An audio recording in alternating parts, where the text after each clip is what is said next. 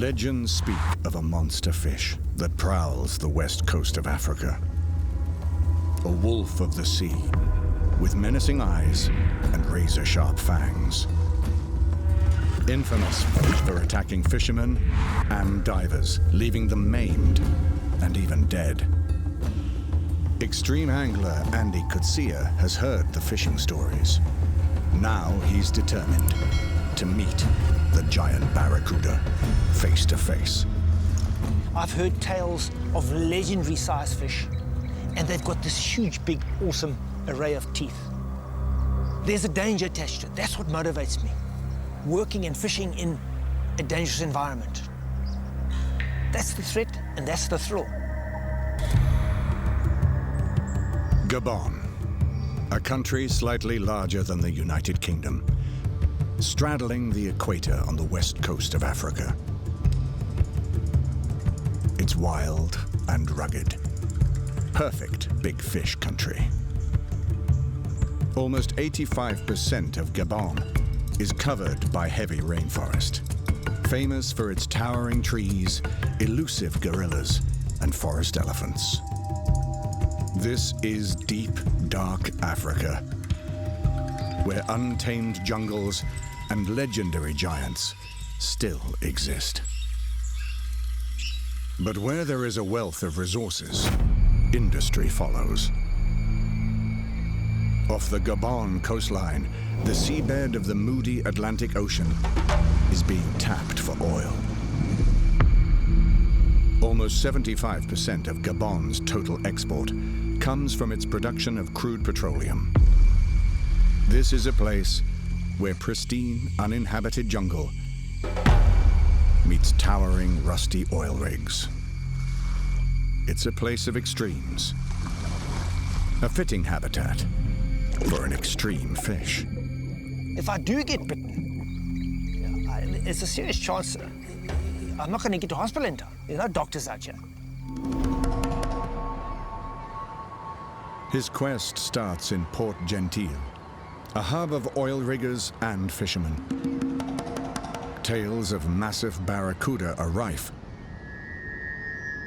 But Andy wants to find out the truth.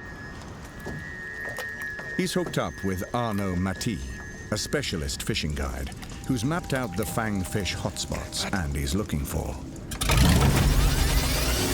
It's time to brave the murky depths of the giant barracuda's domain.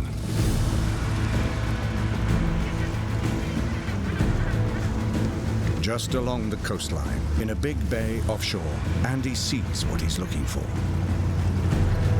The roiling green water of the wild west coast is teeming with fish. There's absolutely amazing stuff. There's fish all over the place. When there's little fish, there's big fish. Has to be. The ocean is boiling with bait fish. It's a good sign. They usually run like this when there's a big predator on their tails.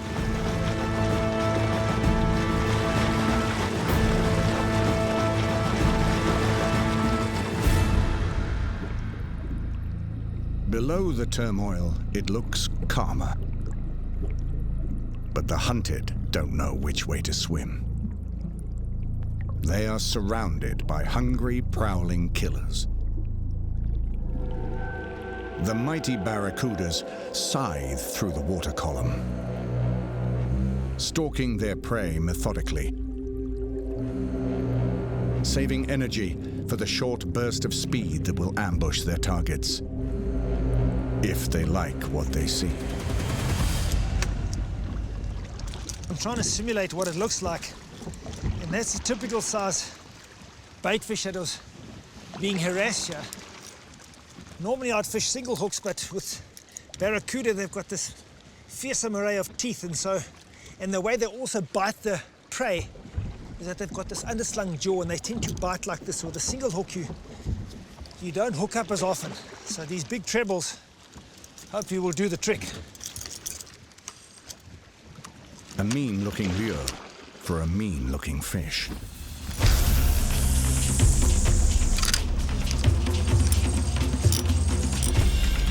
Andy's using an 80-pound line and a heavy stand-up rig that can land a fish up to 150 kilos.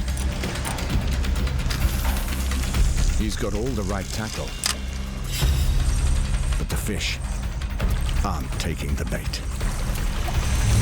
Time to test some deeper waters. He's not the only fisherman out here. Can you open up there, please? Yeah. And he's eager to find out what the locals are catching. What he sees is very promising. Look at that barracuda. Man, that's a real big barracuda, man. This thing must weigh 70 pounds, 75 pounds. Big fish. That's double the size of any barracuda Andy's ever seen, and only 2 kilometers from where he's been fishing. Look at those teeth. 2 rows of teeth going down there. Razor sharp. Razor sharp teeth. This fish has bitten you before. It bite you, it's not good. When it bite you, you have a problem. Aha, big problem. Yeah, big problem. Look at that, those are like razor blades. Look at that, just touch these things and they've got, seems like they've got an anticoagulant so that it continually bleeds. Look at that. Hopefully I'll get lucky like these guys do. Yeah, look at that. Slice through you in no time. Yeah, man. That's it. This is what he came here for. But he wants to meet this monster fish alive. It terrifies me in a sense. Imagine catching a fish that size and it's just mauled everything I've thrown at it. Now I've got to pull it on board. Ooh, you're gonna have to be very careful. Fueled with anticipation, Andy heads off on a hunch. Human encroachment hasn't deterred the barracuda. Wily opportunists, they claim the rusty wrecks and use them to ambush prey. There's an old barge that ran aground here, but this is perfect structure for barracuda. I've got a feeling that this is where they would hang out. Barracuda being ambush predators, they can dart off. They need somewhere to hide or just to hang motionless in the water column. But they need something that's going to attract bait fish. So either some structure or a reef or something where the bait fish will be coming along, cruising along to feed, and then they'll dart out and just slice them. I'm sure there's big sharks hanging out here, big groupers, big barracuda. If he casts really close to the barge, maybe a giant will jump out and grab his lure. Bam! Now I'm gonna have to hang on. Oh, go! Bang! Another chase. Had a pull. Why did it come off? I just snatched at it. And you didn't get it. But casting too close to jagged metal could spell big trouble. Man, I overcasted and I got stuck on the structure. Just trying to get it loose. I can see my lure on the edge there. Hopefully I'll be able to flick it loose. While the rusting hulk is a predator ambush zone, it's also as treacherous as an iceberg. This is really dangerous what we're doing now. There's structure all over here. Andy's in the danger zone. If he falls or sinks the boat here, there's a good chance he'll be the bait.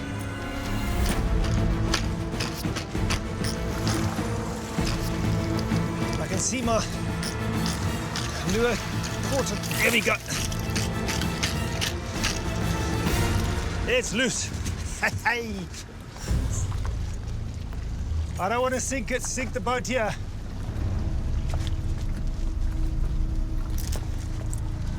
I'll get eaten by barracuda and shark, yeah, that's for sure. Well, whilst I'm here, why don't I just keep casting?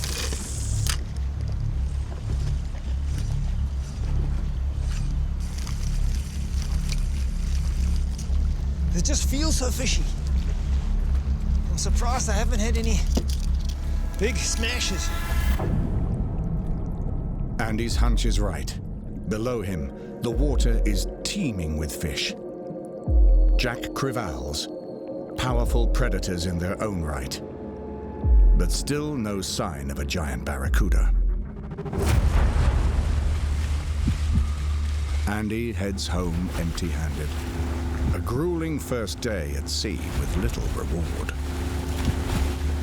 Had a couple of small chases, and that's it. Might be because it's close to Port Gentil that it gets fished heavily. It's such superb structure. Anyway, a little disappointing. Not a little disappointing, f***ing disappointing. I was shivering in anticipation. I really thought I'd go tight. Squat.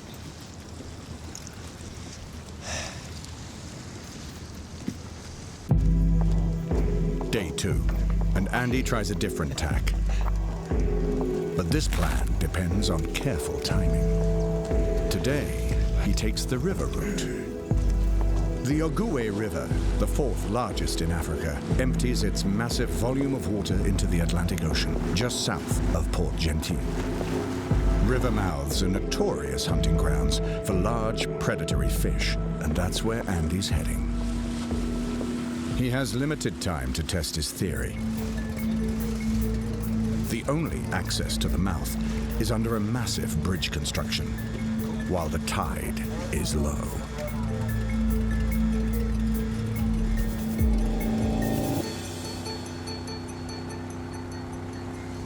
Where fresh water disgorges into the ocean, it mingles with the salt water into a murky soup. Perfect conditions for barracuda to ambush prey. Really nice colour line here from this estuary running out, the seawater pushing in, and this distinct barrier. An ideal spot for barracuda, I reckon. I'm pulling a rapala along the edge here, because I would suspect that some of these bait fish would be hanging on this edge here. And any predator will be charging in from either side, either using the dark water as cover, but it's a distinct line. Hey, fish on! Andy's taken by surprise. A massive fish is running with his lure. Yes, please! Eyeball.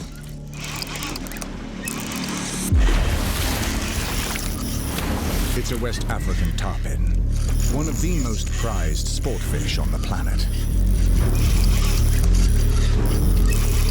My first tarpon, it jumped, and I was now hanging in the bottom here. Don't really know how big it is, but it looks like a fair-sized fish. My first tarpon ever, man. It's unbelievable. Now it's hanging under the boat here, giving me backache.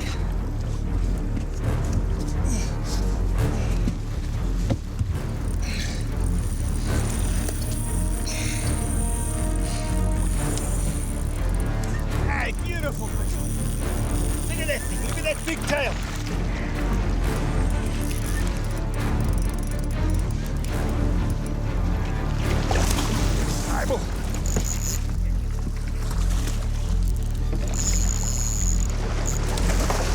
Also known as silver kings, their fight and stamina is legendary. He's slack.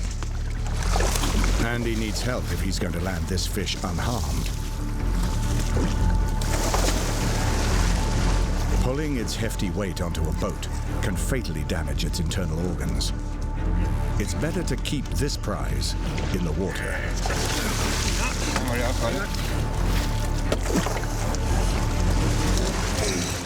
Try and get this hook out of its mouth. Yeah. Tarpon have massive bony jaws. Once the hook is set, it's hard to remove.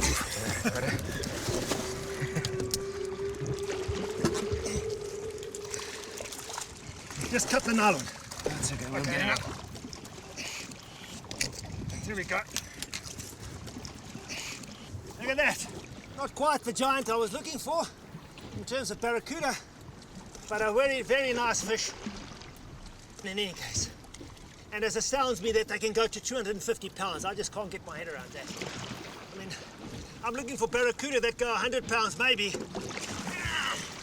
And this thing is going to be 250 pounds. This one weighs probably in the region of 70, 80 pounds. Right, you going back. That's good. There we go. There she goes. The river mouth didn't disappoint. For most people, a 40-kilogram tarpon would be the fish of a lifetime. But it's not the giant Andy's after. And now, he's in deep water. It's high tide this afternoon, and I don't know if we're going to get through here. That gap there, we're never going to get the boat underneath it. Anyway, we'll see. We'll have a look. Otherwise, we've got a very bumpy ride around for 3 hours. Come on in.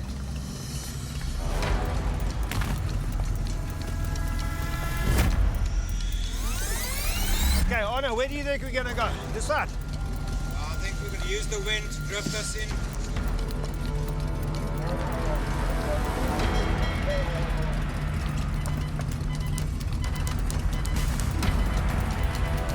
It's a close call. The concrete jungle is closing in on the barracuda's habitat.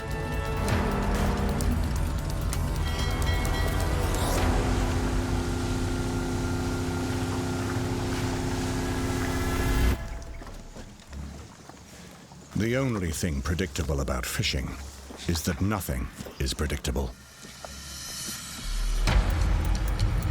Andy's tried the obvious places. He's fished in open water. He's cast around the structure of a wreck and trolled the murky water at the river mouth. But he still hasn't hooked a giant barracuda. Today, he's going out on a limb. If barracuda use rusty structures as ambush zones, this abandoned oil rig could be where he'll find them. And if they won't come to him, he'll go to them. I'm a little bit nervous going down here now because I've heard stories of these big barracuda biting divers and spear fishermen. So I must say that I'm a little nervous going down. I have a few butterflies in my stomach. So if you get a big barracuda down there, he might come and see me. Something flash on me or something that might trigger that attack mode, so it might come charging into me. So I'm a little nervous, I can tell you that right now. It's a risk. He's diving into the unknown with one of the most aggressive fish on the planet.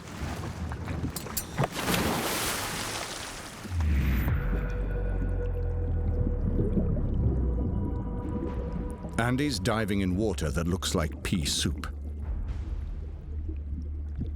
He's got about 1 meter of visibility. And he's surrounded by jagged, rusty metal. All the hallmarks of treacherous diving conditions.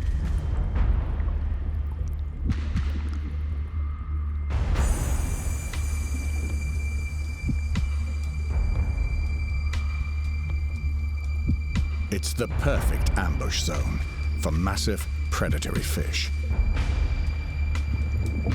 The water is eerily deserted.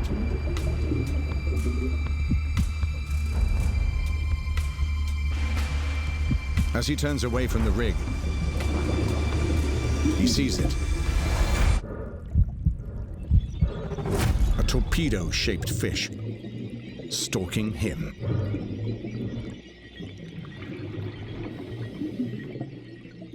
Andy's 15 meters deep and face to face with a 30-kilogram killer.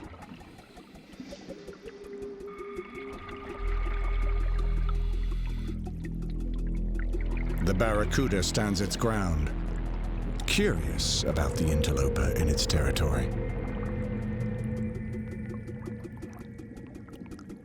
He's at the top of the food chain and has very few enemies, apart from man. Andy keeps a safe distance from the deadly fangs. This is a stalemate.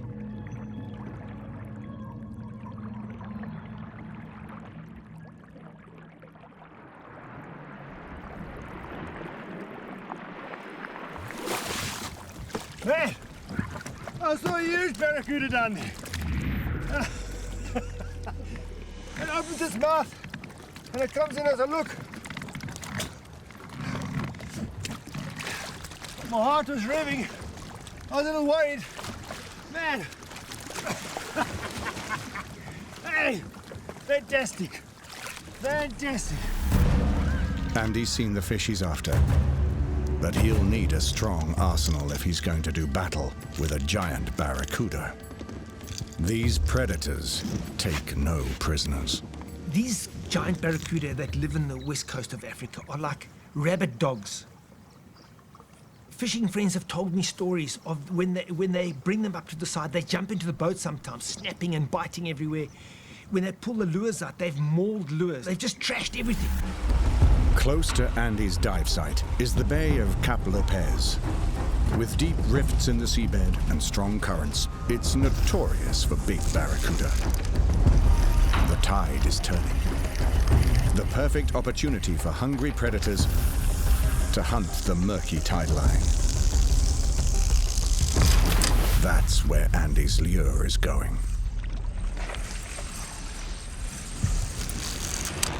Come on! Yeah.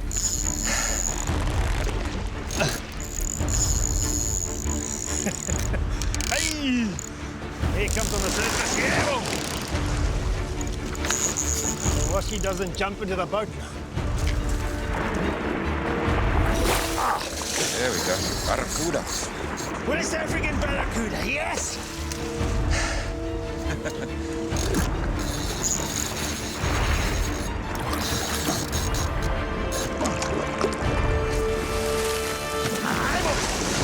You see that? That thing will bite us. Almost had to go to the hospital. Yeah. Hey, these things are dangerous, man. That thing jumped out and was going to So I bite was me, looking man. straight down and straight It there. was coming straight up here. Just eat teeth. Ah, look at the gunnel in the way, man. Hey, hey, Mr. Barracuda. Barracuda have been known to jump into boats and even impale people with their spear-shaped jaws. Andy needs to wait until this one tires out. Hey, this is the dangerous part. Hey. When they get that tail down and they head up, they Yeah. can go anywhere. Get a chainsaw on an elastic band. Yeah.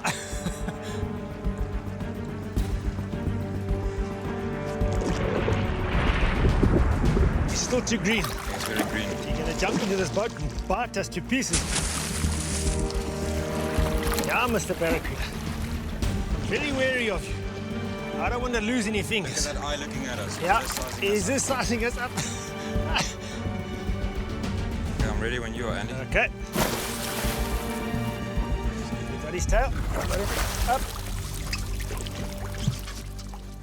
This is the dangerous part.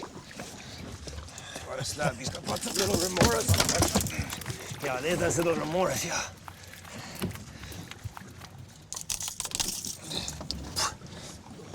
Big fish, Andy. Nice fish. It's a great catch. 1 meter long and 25 kilos of predatory muscle. Look at that mouth. Proper mouth. That thing will slice through flesh and bone like a hot knife through butter. Look at that huge big eye. Man, it's a machine, this thing. Look at that tail. Look at that thing. That is a powerful machine. That's just to ambush its prey. Man. Right, you're going back. Just gonna get him going.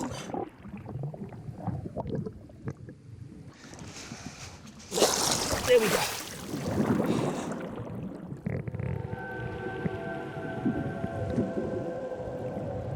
Andy's finally met the fangfish up close. A giant built to kill, with huge eyes to seek out prey, and over 100 teeth designed to shred and slice.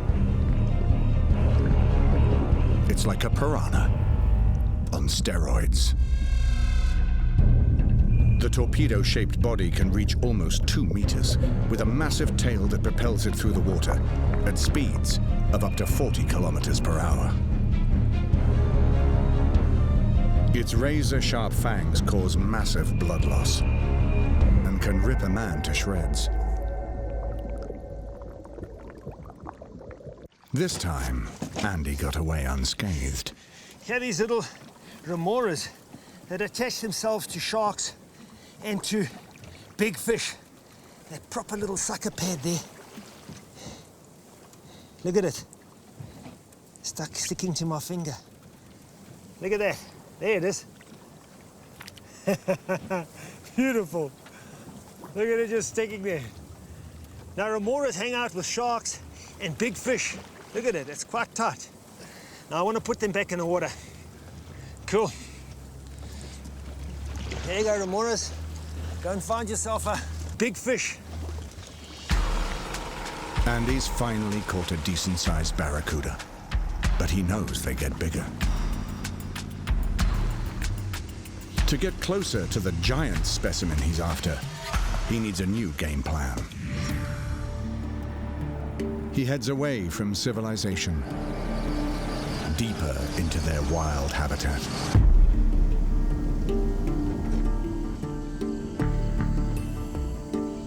Having tried to fish for the barracuda offshore around the oil rigs and things, I wasn't very successful. And so now the motivation is to come into this more pristine environment, uncover these secrets. What are they doing here in the jungles?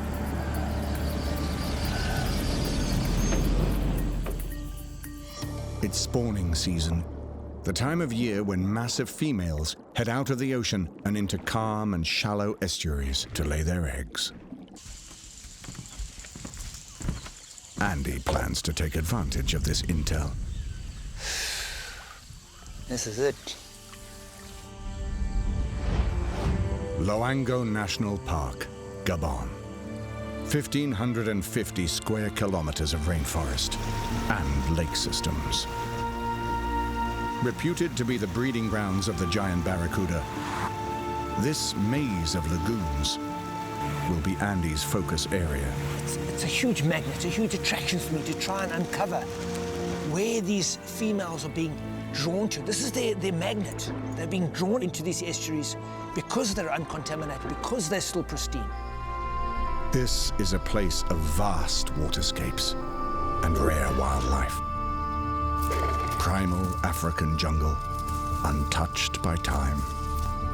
The 220 square kilometers of Iguela Lagoon is a rich nursery for juvenile fish. It's the perfect breeding ground for giant barracuda to spawn their next generation.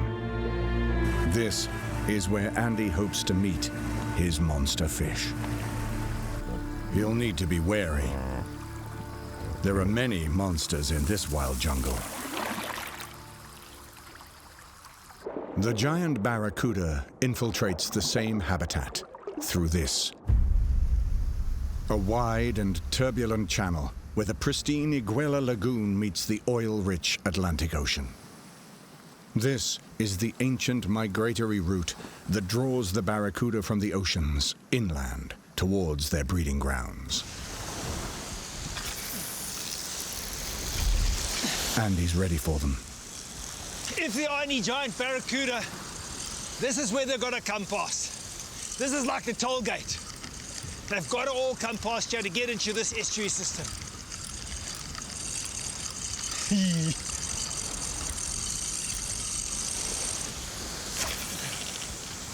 He casts straight into the mouth to test his theory.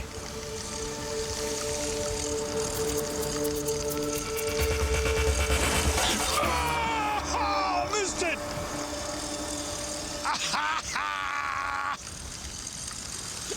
That was a barracuda like that.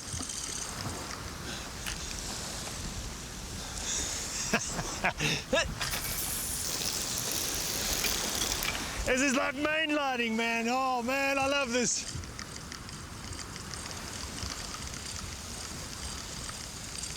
The surface lure is mimicking an injured fish struggling against the current. Easy prey for a hungry predator. Hey. It's so wonderful to see them take them on the surface. This is the break Andy's been waiting for.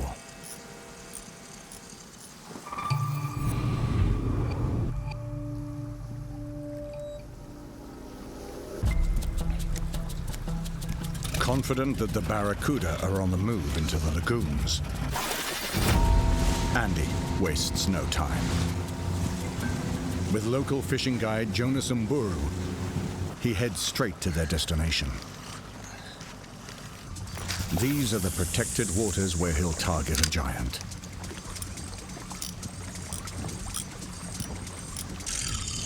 Come on! Got a small pull. Oh, mate, look at this.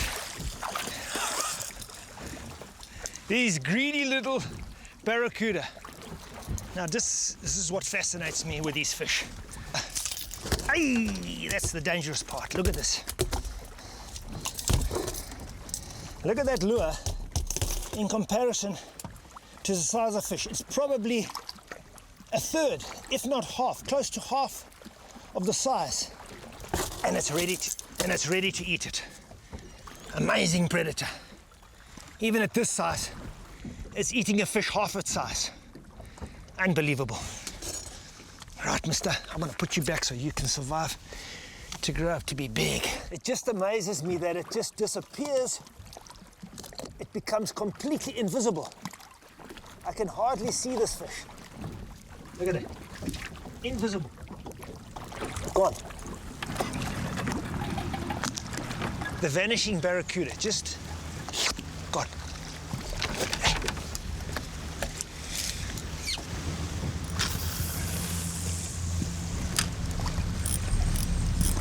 Fishing is all about perseverance. Hey, it's on, I'm on! Ah! Jumping out there.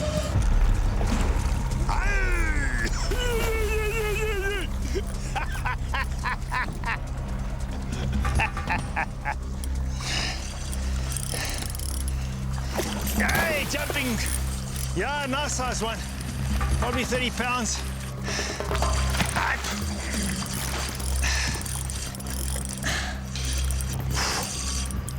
Here it comes. There you go. Oh, look out! This is the danger. This is the danger.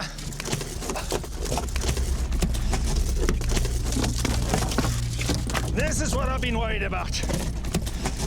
Hey. This is the danger. This is what I've been worried about.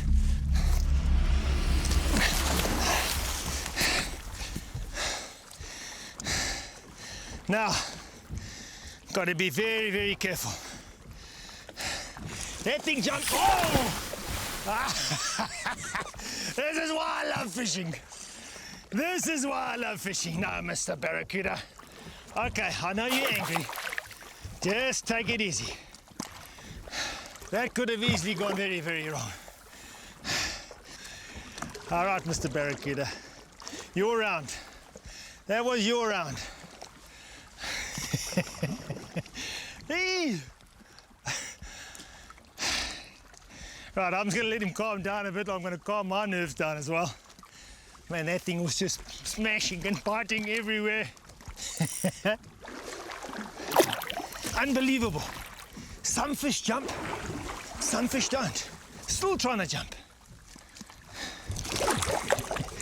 Okay, all right.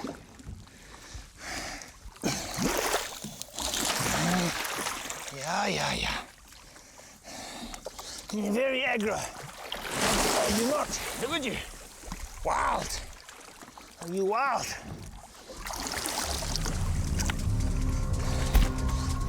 Yeah.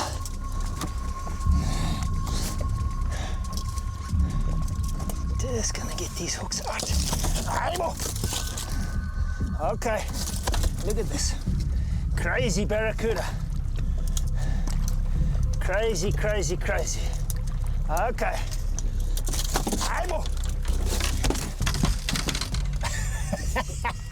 This is chaotic. Right. That thing's... Right, you're going straight back into the water. I've had enough of you on this boat. This is absolutely crazy.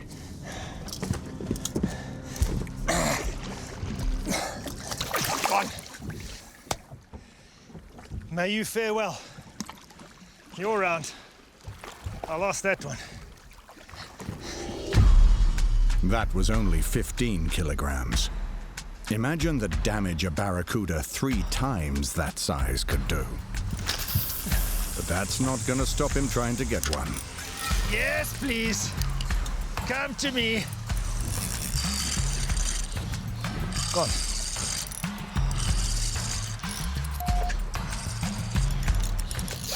Aye. Putting some line. Oh, man, come on. Are you coming? Yay, nice little jump. Hey, go on. Andy's giant continues to elude him. Wow, this thing keeps coming off. Disappointing. Big fish. Big fish.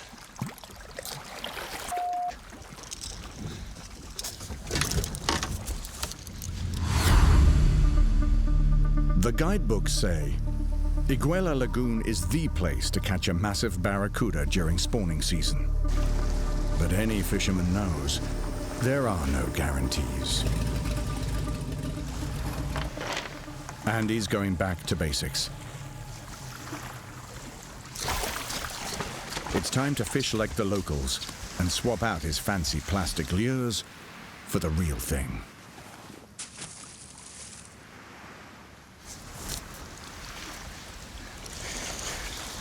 Here we go.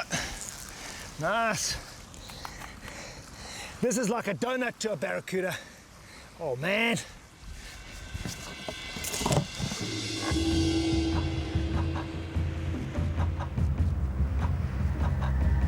And locals tell me that the full moon, they think that the fish feed at night, and it makes sense. You know, there's a bit more light, ambient light. Maybe these predators are feeding at night when they can sneak up and ambush their prey, so I'm going to give it a bash tonight. The reason I'm going to use live bait is that rapalas is a much more visual thing, so live bait, I'm going to anchor them on the bottom, and hopefully that vibration of the live bait will attract these predators. I think they'll be moving slower, just picking up the vibrations in their lateral line. Hopefully we'll get lucky with that. We have all these theories. Some of them pan out, some of them don't.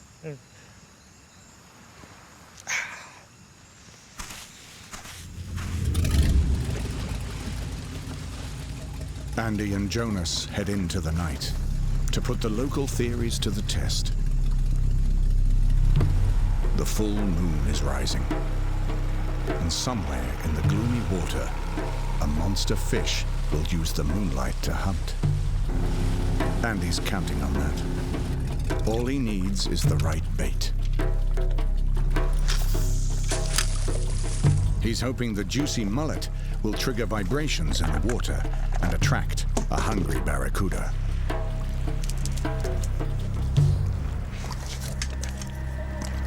The tide's just turned and it's starting to rush out now. So I'm just drifting my bait out so I can cover a lot of area here. Hopefully, big barracuda's gonna come and eat this. It's just a waiting game.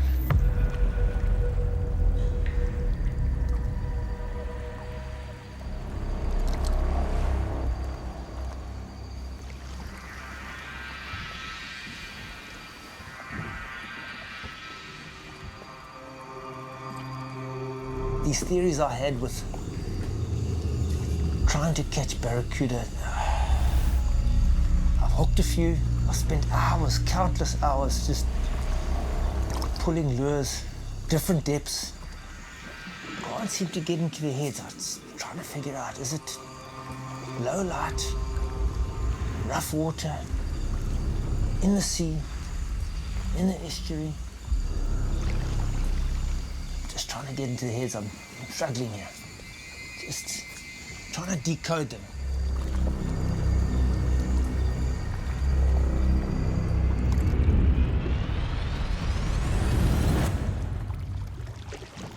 Been out here for 3 hours, testing my theory of fishing at night.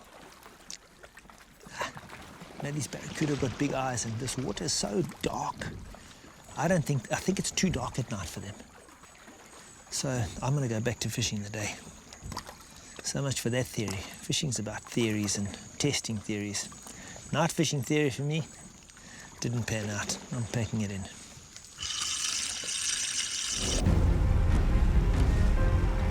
Some say it's the moon. Some the tides. Others say it's the weather. Fishing theories are a dime a dozen.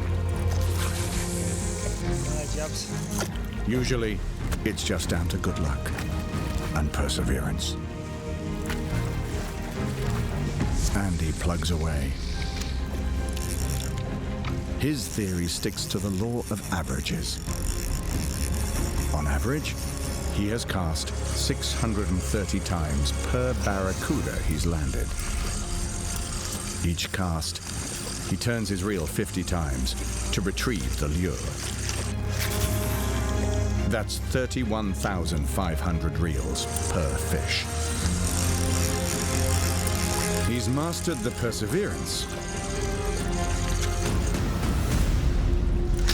Now he's due some luck.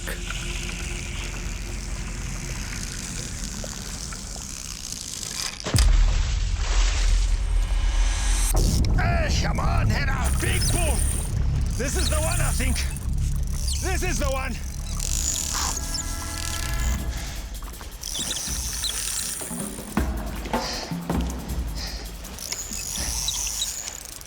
Hey.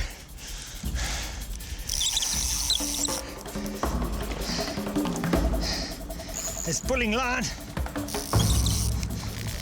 Yeah. There's 500 meters of line on this reel, and it's running out fast.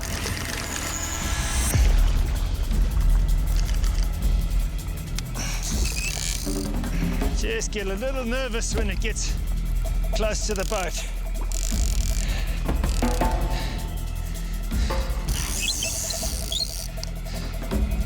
This is why I came here, to catch barracuda like this.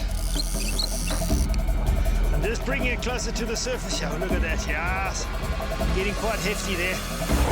Ooh, a little bit of a drama here. The line is wound around his head. When it jumped, it must have wrapped the line. I might have to get to the side here to be able to release this one. Oh yeah, it's got line wrapped all around it. I'm just gonna hook it. I just want to hook this one in the mouth so I can release this thing properly, because this is gonna not work too well. Right. Look at this thing.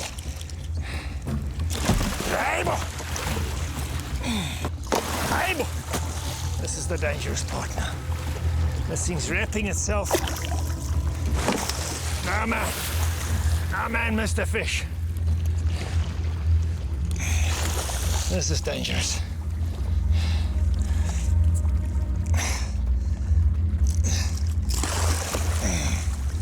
Right. I think we got to the side. I'm going to keep this rapala in its mouth just so I can try and restrain it somewhat. I'm just pulling this thing so the water flow can go over its mouth, over its gills. That's how fish absorb the dissolved oxygen in the water, is that the water has to flow over its gills.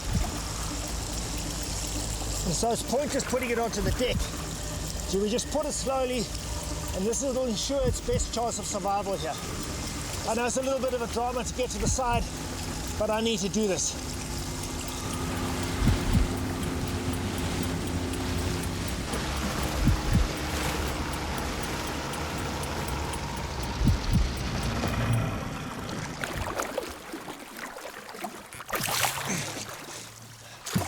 Right. This is definitely the biggest fish so far. There we go. That mouth is very bony. Now I'm at the business end of this barracuda. I can't say that I'm very comfortable holding it like this. Jonas, come and help me out, please. My back is sore. This is a big, heavy fish. Hold there. Wait.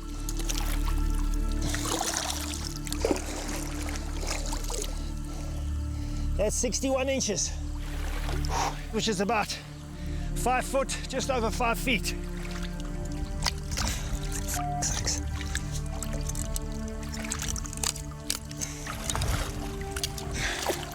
It must weigh at least 70 pounds. Okay, Jonas, merci. Thank you.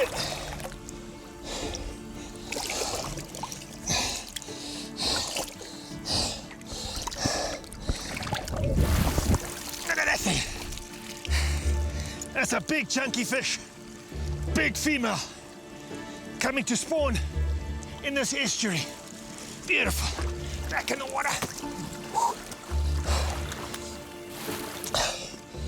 I just want to show you its big mouth. Look at that. That thing is a proper mouth. Rows and rows of razor-sharp teeth.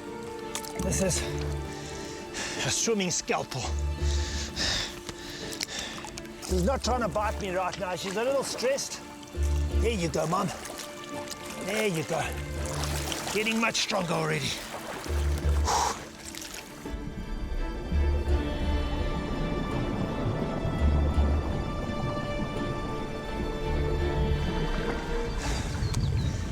Fare thee well.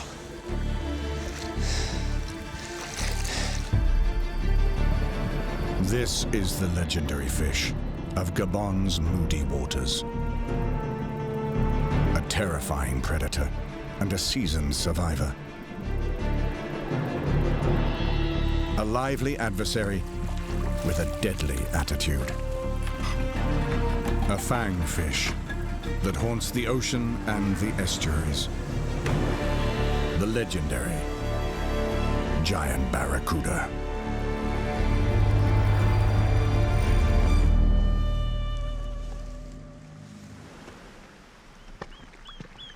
Lake Victoria,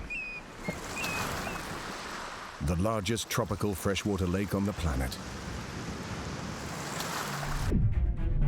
It spans 69,000 square kilometers, roughly the same size as Ireland. Believed to be the source of the Nile, it's the freshwater heart of Africa. Once an oasis of biodiversity, today it's ground zero for a reign of terror. The result of one intruder. The Nile perch. Usually the Nile perch is kept in check by other predators. But here in Lake Victoria, it's eating its way through the food chain and growing to massive proportions. It's a glutton. A monster that swallows living food whole.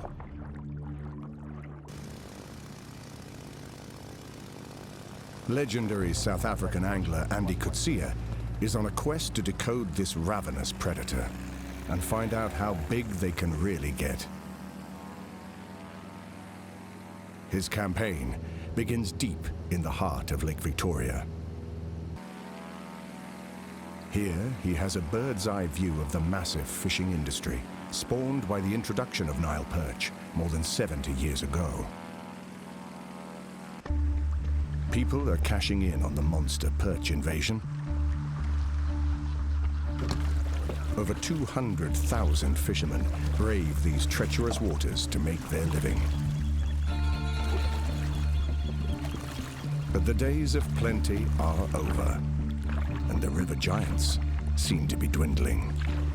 They say they have about 600 hooks on these, and I see they've got about 4 or 5 fish. That's all they've caught so far, and they're all small Nile perch.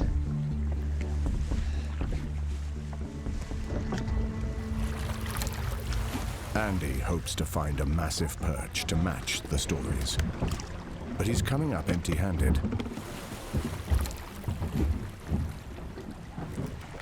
Jumbo, jumbo. The guys are obviously netting at night. A very rudimentary torch here. But there's a lot of gill net there. There's a pile and pile of gill net there. All Nile perch, all the same size. Yep. Amazing. So far, Andy's only seen evidence of small perch. His goal is to try and find the truth behind the legends. Do giant Nile perch still exist? Andy's mission leads him to the wildest perch habitat on the planet, where he'll have to catch one himself. There's a potential for me to hook a fish that is twice my weight. Potentially can swallow me. They get that big. And that excites me like you won't believe. That is just, it's like going to the moon. For a fisherman, for me, I would love to hook a fish that big. He's going to the source. The place where it all began. The Nile. A river of giants, and still one of the wildest places on Earth. These are the waters the Nile perch calls home. His journey takes him to Uganda, deep into the heart of Africa's Rift Valley. Here, Andy will traverse the Victoria Nile, following the river as far as Murchison Falls. The sheer cliffs are the end of the line, the border of the Nile perch's territory.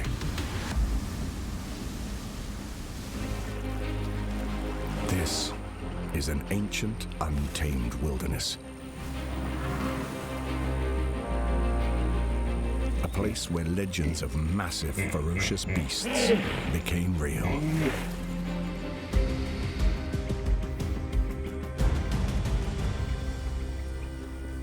The generous waters of the Nile support an abundance of life in all shapes and sizes. Some of these species have lived here for thousands of years and have evolved to make the most of their home. Fearsome jaws seem to be a particular speciality. Saddle-billed storks use their long pincers to prize fish from the marsh. Rare shoebills have heavy beaks to trap massive catfish, giving them an almost menacing smirk. But arguably the most notorious of all is the ravenous fish Andy has come to find. Nile perch are just eating machines. They just eat everything that comes across their path. They've got huge big mouths and they'll just swallow and engulf everything that comes along. The Nile perch is a custom-built ambush predator.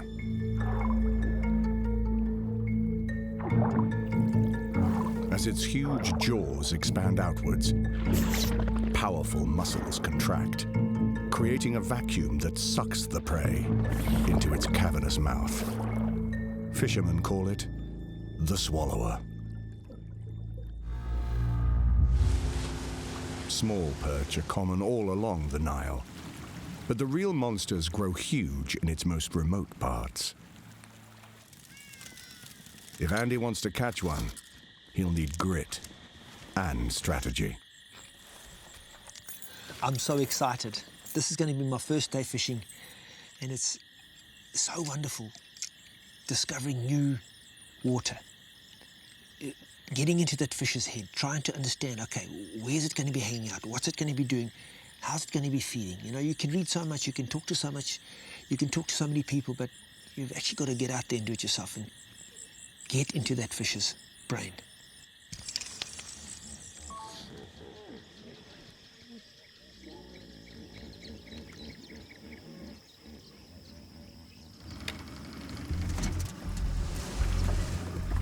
Andy launches his quest in the protected waters of Murchison Falls National Park. He's teamed up with local fishing guide Godwin Juketcher, an expert fisherman who knows this stretch of river better than anyone. There's some good pull this side, eh? Let's go there then. Let's go there. Yeah. They're heading upstream to a deep pool. It's early morning, the time when hungry ambush predators like to hunt.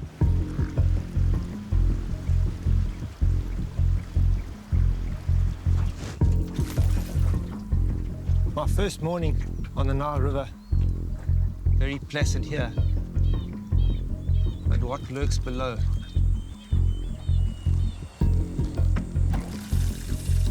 Andy casts a large lure. Big fish, like big bait. A whole bunch of reed cormorants flying past here. That's encouraging. Cormorants eat fish. Where there's cormorants, there's fish. Where there's fish, there's big fish. But this is more than just big fish territory. Hippos are notoriously aggressive and territorial. And where hippo and human share resources, thousands of people are killed by them each year. Andy is trespassing.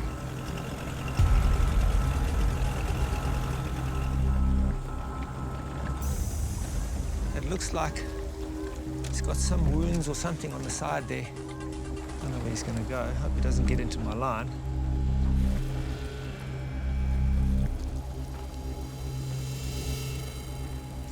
I'm going to go and look for another place. Along the riverbank, there are deep overhangs. Good hiding places for hungry hunters. This apparently is a very, very good hole for Nile perch. So I'm just sneaking up here quietly so I can fish along the edge. But once again, they're not alone. Oh, there's a crocodile coming straight for us.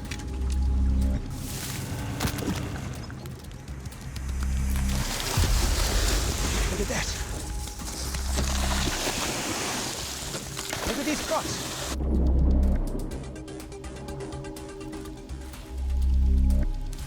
There's another one. This thing coming straight for me. Hey, boy. Hey, boy. How crazy is this place? There must be 5 or 6 crocs there. Imagine how many Nile perch are here. If there are that many crocs feeding here. It was a little terrifying, I must tell you. I'm not so sure it's a good idea for me to walk along the side here.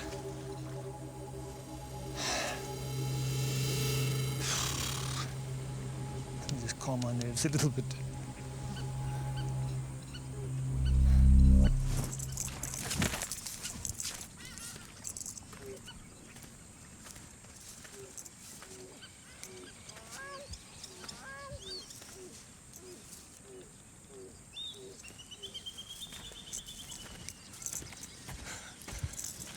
Too many crocs here.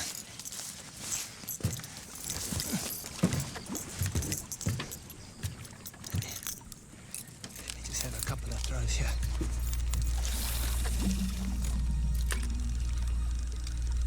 Below the surface, other battles are waging. Nile crocodile versus Nile perch. You'd think the odds favor the croc. But reaching weights up to 200 kilograms, the Nile perch is not easy prey.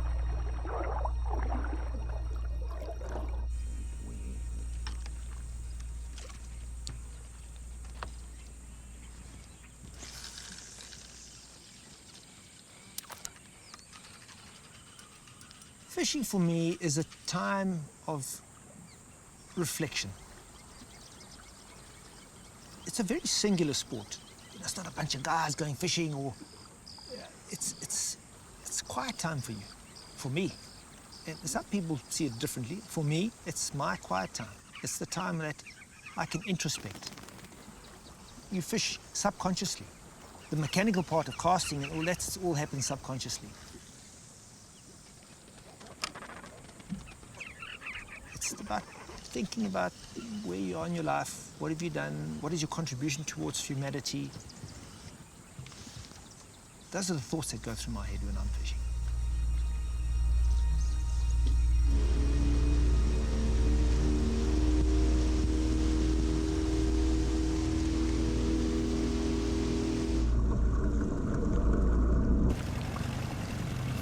Eight hours without a single pull. Even Godwin is bewildered.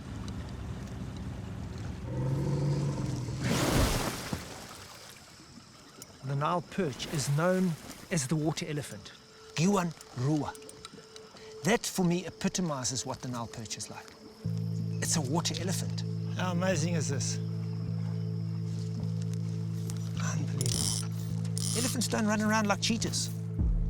They lumber along in the bush, in the slow-moving areas. That's what Nile perch do. I feel like going to sit in the water. It's been a long, hard day without a single perch. Maybe I should join that elephant in the water. It's been a frustrating day. Maximum risk with minimum reward. I'm completely frazzled. I spent 12 hours in the sun, fished from 6:45 until 7:15 tonight, and not one pull. I don't know.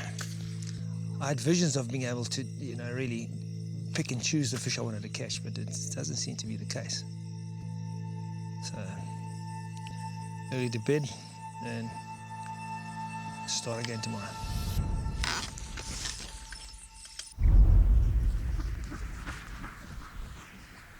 Today, Andy goes back to basics. He's using live bait to tempt a perch on the hunt, and his old faithful wooden reel. It takes skill to fish with this simple Scarborough reel. There's no drag, and only a leather glove to act as a brake. It's not going to make landing a giant perch any easier, but after a day with no bites, maybe it will change his luck. Whenever you hook a fish, it's a bit like gambling. You don't really know how big that thing is. Until you set the hook, until you have to pull against it, you don't really know how big it is. And that's the exciting part. It's the unknown. It's rolling.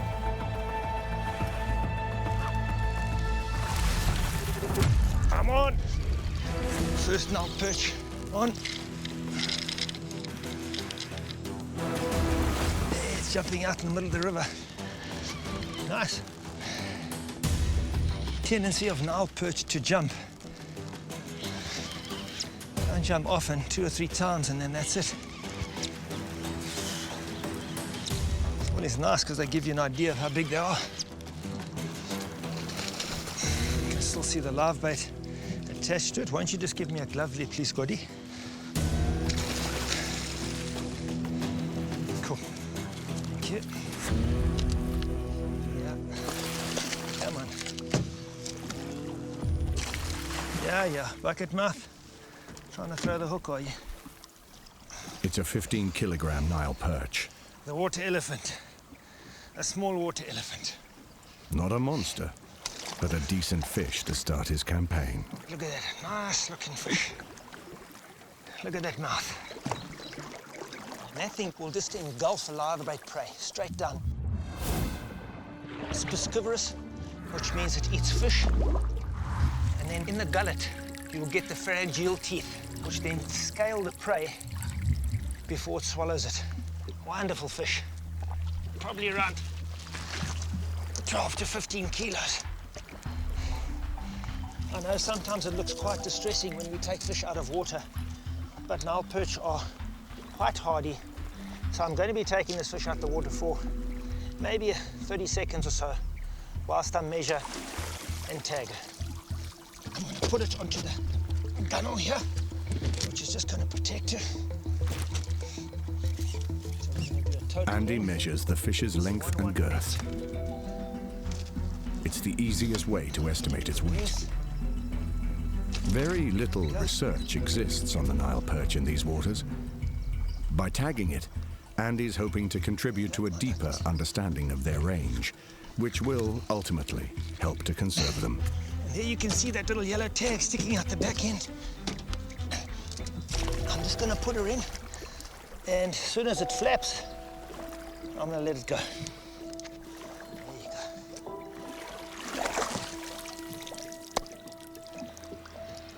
I hope to see you again when you're that big.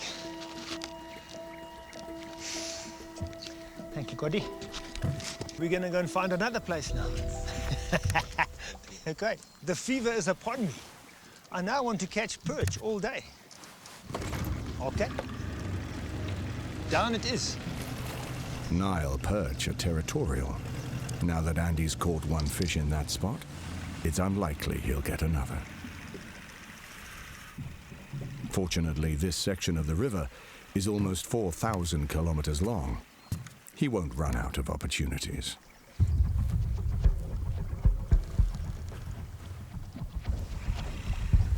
Jerk the bait.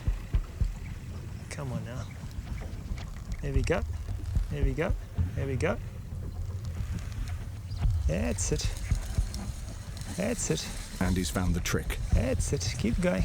His live bait is triggering the greedy Nile perch to take. There you go. Tight. Yes, please. Jumping it right out there. Right near that hippo. Yes! It's a big fish that took the bait. But now that it's on the line, it might become prey too. You should look at the croc. Hey, I've got a big croc in front of me here. The croc's homing in on the struggling perch. Andy needs to land it or lose it. I think the croc's gonna grab this fish. Yeah.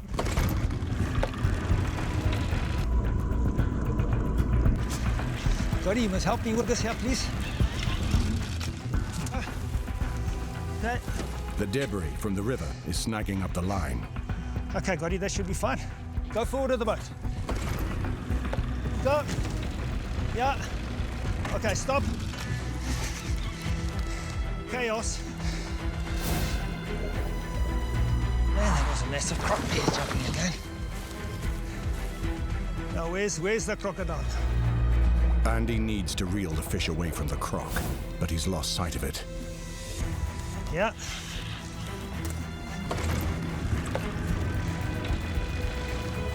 Okay, stop. Yeah. Get the glove on. Thank you. Where's that crocodile?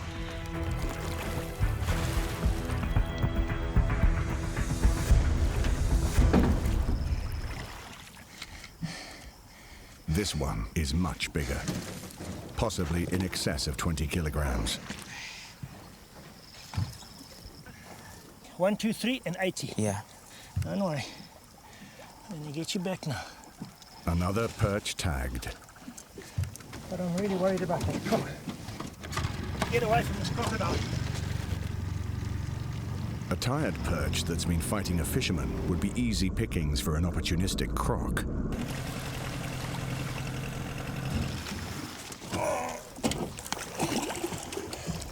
There you go. I hope it doesn't get loose. But there's this lateral line. There, all the way down there. And that's what it'll use to locate its prey. Because of this murky water, it's got large eyes and this lateral line that it will hunt with through the vibrations set off by the prey. But a beautiful fish. Nile perch use their lateral lines to sense vibrations of their prey. Today, that's been Andy's live bait. It seems the best way to a Nile perch is through its stomach.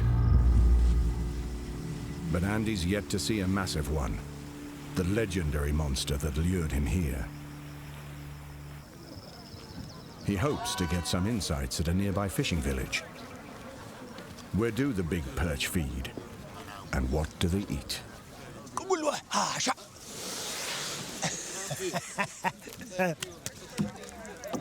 And do the Nile perch eat these fish?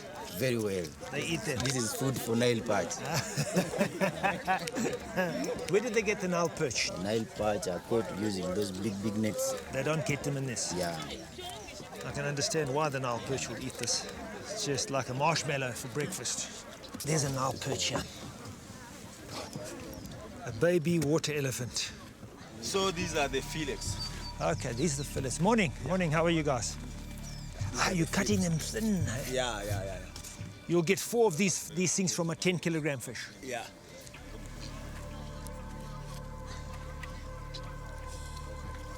Just drying fillets of Nile perch.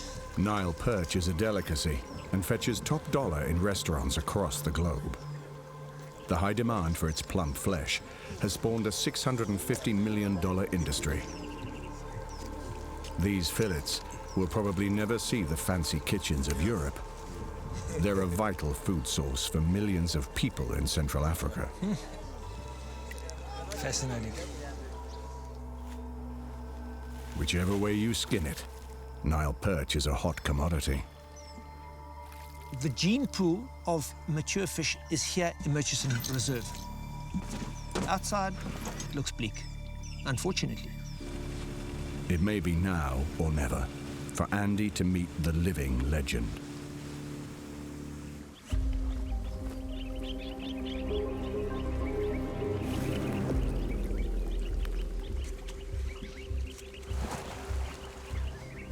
Big Nile perch rose right here, not even 5 meters from me. Andy's using live bait to trigger the hunting response of a hungry perch.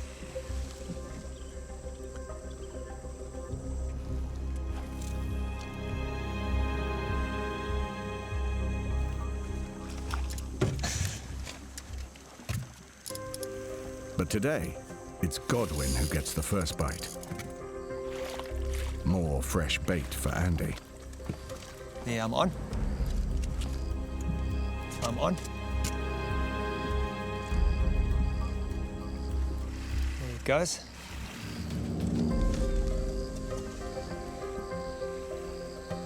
Pick the bait up. Just letting it take the bait. There you go. My heart's pumping right now.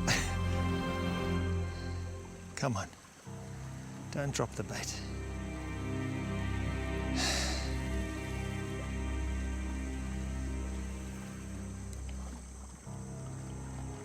Even this far into my life, there's a shake. Look at that.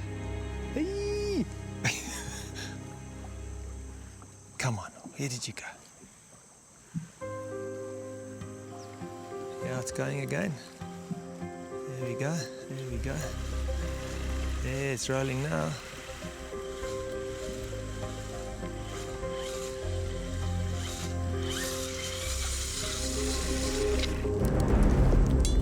Yes, please. Hey! Something popped.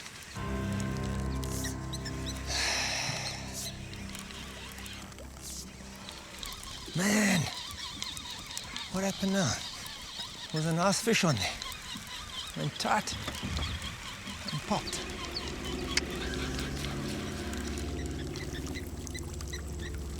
What happened here?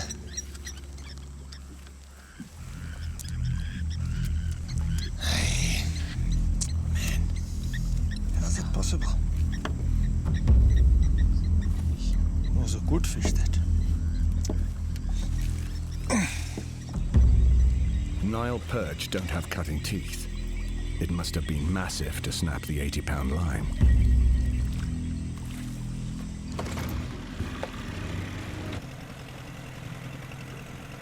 So disappointing. Sit for hours and hours. And when you do get a pull, and you go tight on a fish, and then there's a tackle failure. Well, you can only blame yourself. It's about being accountable to yourself. So, yeah.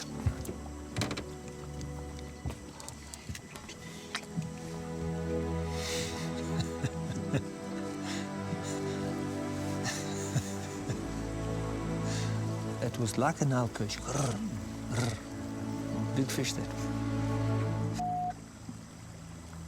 That was the one that jumped up here. I suppose for all the big fish and all the wonderful fish that one catches in your life, you always have those that get away. And that's the balancing act. The highs and the lows, the disappointment and the elation. Is that why I do it? To be super elated and then super disappointed? Maybe.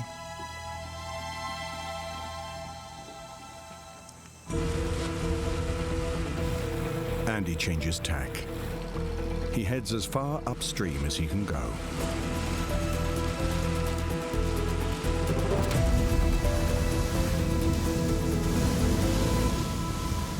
The notorious Murchison Falls. one of the most treacherous fishing spots on the planet. Only the biggest, toughest fish can survive in these waters.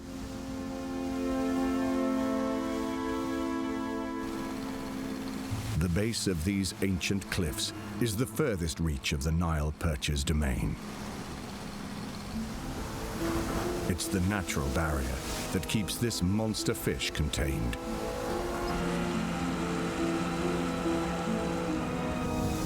The mighty Nile forces its way through a crevice only 7 meters wide before tumbling 40 meters into the cauldron below.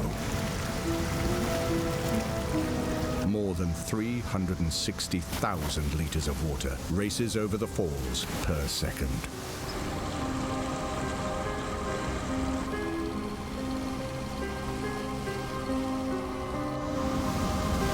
It's one of the most powerful surges of water on the planet.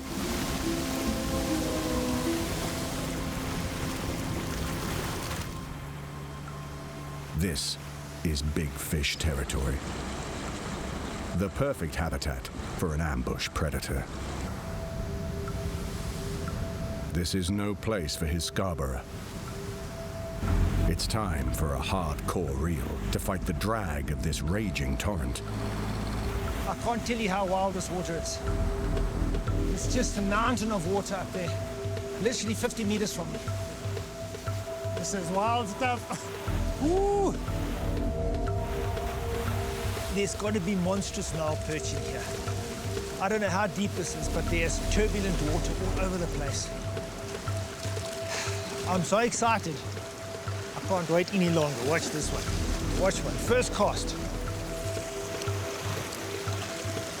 I want to know what lurks down here. It's the most dangerous water that Andy has ever tackled. But for now, the novelty outweighs the risk. A little bit scary, if I can tell you. I wouldn't like to capsize over here. The small boat is fighting a massive surge. If they go over, they'll be at the mercy of deadly whirlpools and hungry crocs.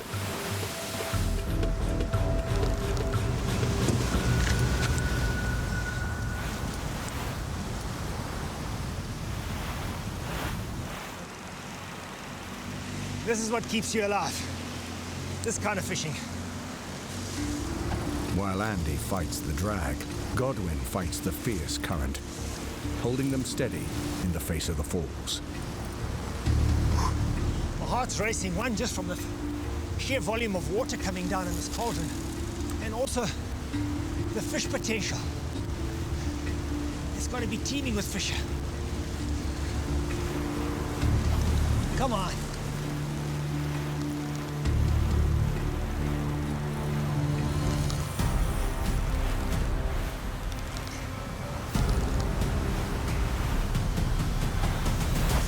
Stuck on a rock. Now I'm in trouble.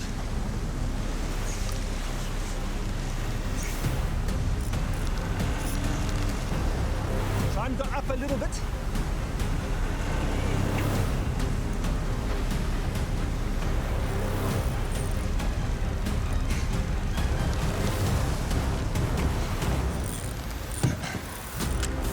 Sakes. Okay, get me close, I'll have to cut it. Can't do anything else.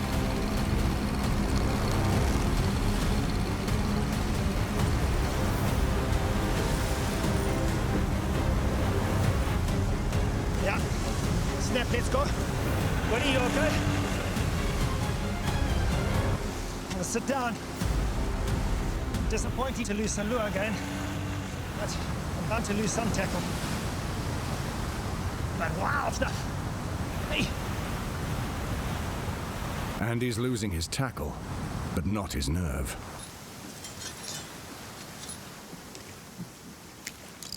Just gonna have to put more tackle on. It was very hectic around the corner. The water was wild. Wild water there, man. I've never fished water like that in my life. Unbelievable stuff. And the fever is upon me. Trying to get back there as soon as I can.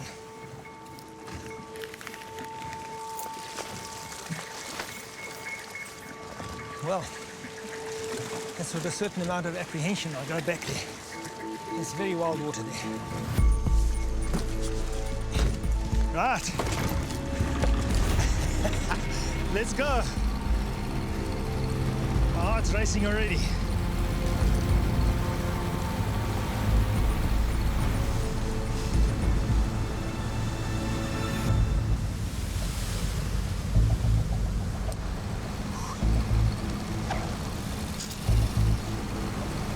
Okay, hold me here. Nice. I'm trying to imagine what these perch are like. They must be hanging right against that cliff face. It's too turbulent out here for them. And they just ambush and engulf any bait fish that gets washed down these falls. So I'm trying to cast as close as I can to the side. And hopefully one will rush out and grab it.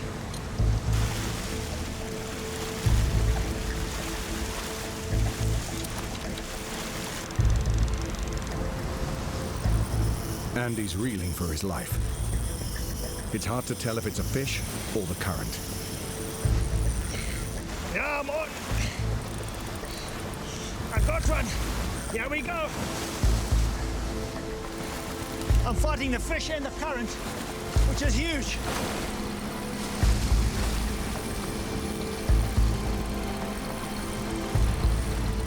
Now let's go down a little bit, buddy.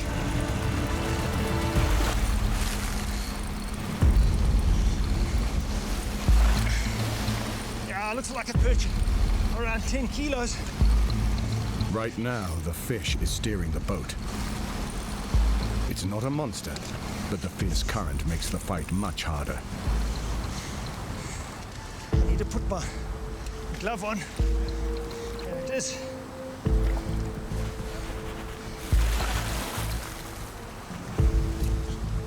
Right. I'm on terra firma, not rocking and rolling in a boat. There we go.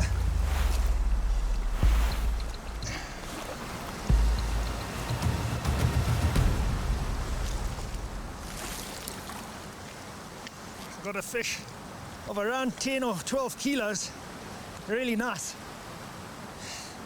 Man, my first Nile perch at the base of the Murchison Falls. How wonderful. I want to put it back in the water and I want to try and tag it. Andy's still hungry for a perch over 30 kilograms. If his monster fish won't come to him, he'll have to go to it.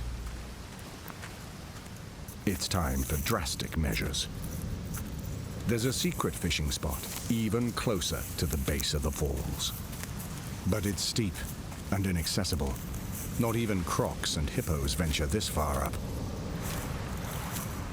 It's known as the Devil's Cauldron, the last outpost of the Nile perch. The perfect hideout for a rogue of a fish.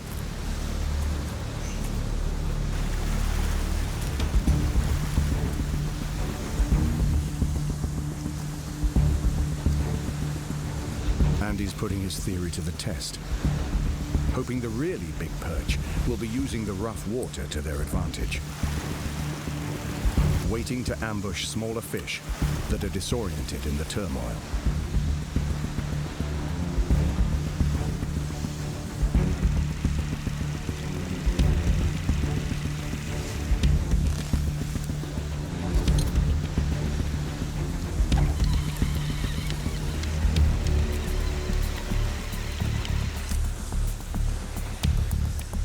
It's over 35 degrees, even in the shade.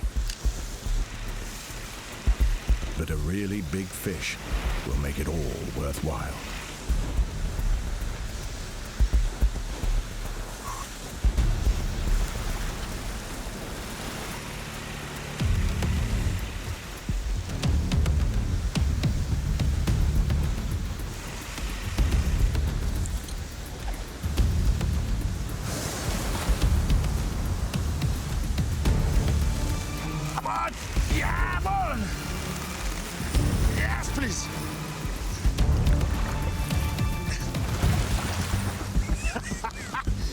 Aye. It's running. I'm holding on as hard as I can. I'm fighting current and fish. It's gone into a quiet bay here.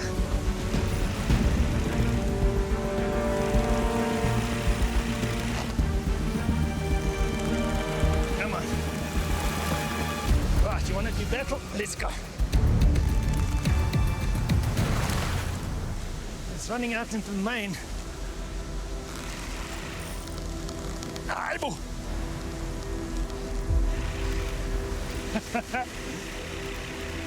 Come on. I can see him coming. It's right up there. Right, I'm gonna have to work my way around. If I lose my footing here, that's the end of me.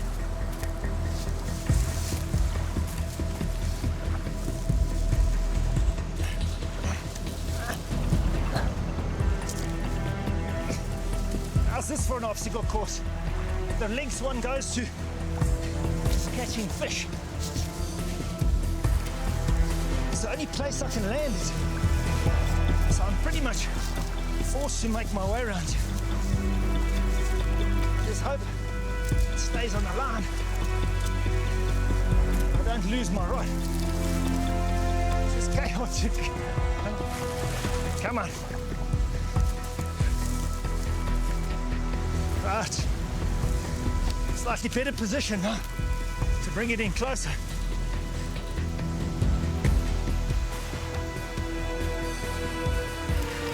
There it is. Come on.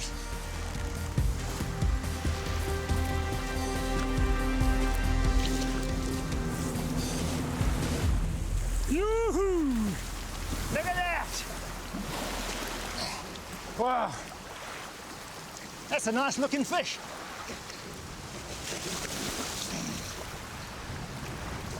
This is a really nice sized fish. Probably, 30 kilograms, I would think.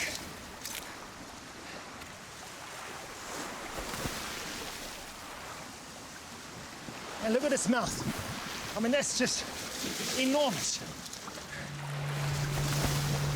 Right, I'm gonna get you back in. I don't want to keep it out any longer. I'm gonna wait for a wave to come. There we go.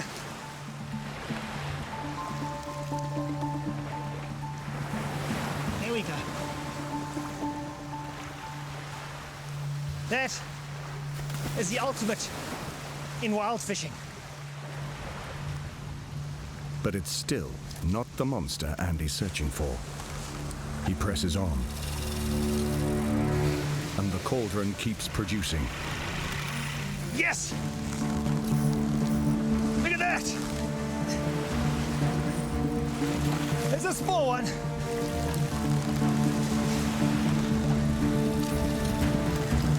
Yeah, one. Yeah, a little one. You must grow up to be a huge big fish. Come. The wild waters of the falls don't disappoint. I love this. But still, the monster of the Nile eludes him.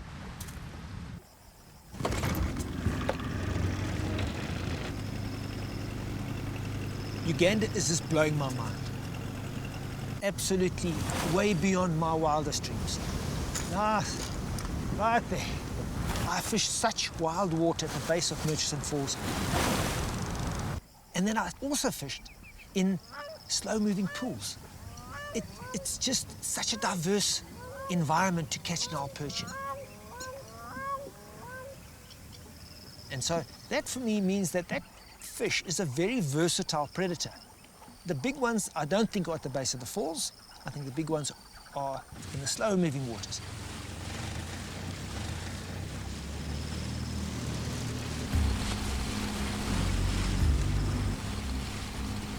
Somewhere along this river, a giant still lies in wait.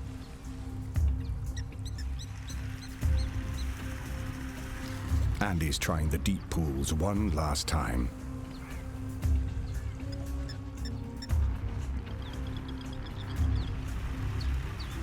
Come on. It's going now.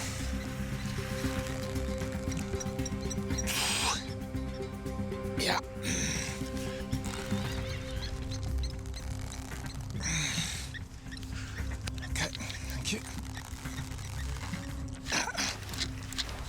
Maybe we should follow. I'll just pull the boat after the fish. A big fish runs with his bait, but it won't show itself. Hasn't jumped yet. Cody, what do you think? You don't want to say anything. I can say I have no idea of that. That was not jumping up. It's not jumping. It's hopefully a big one. But what? Yeah. Go deeper into the river. Get away from the bank, from the crocodiles as well.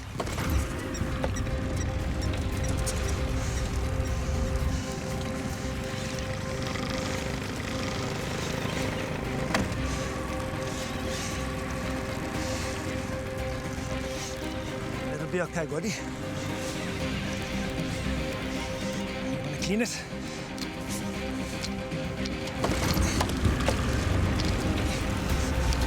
It's going now.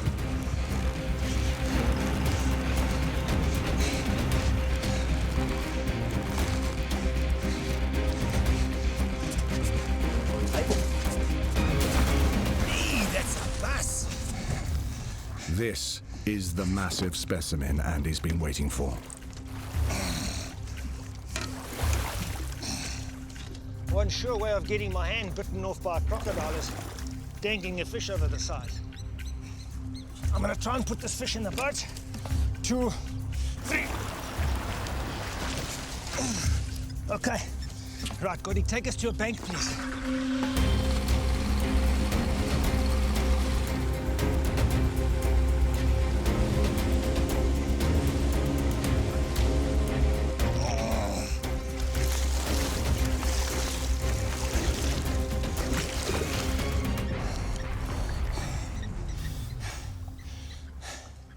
Wonderful fish, this one.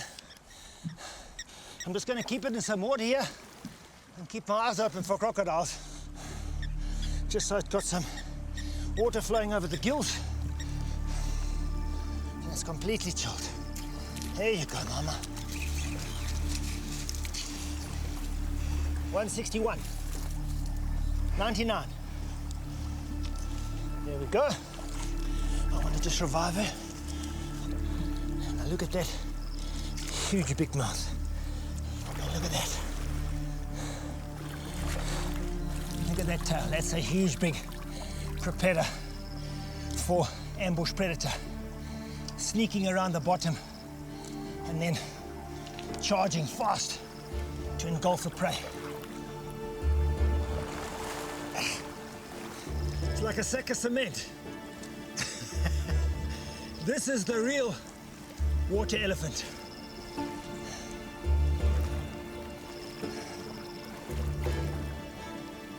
$50, nice. Sack of cement, 50 kilos, 110 pounds. There you go, Mom.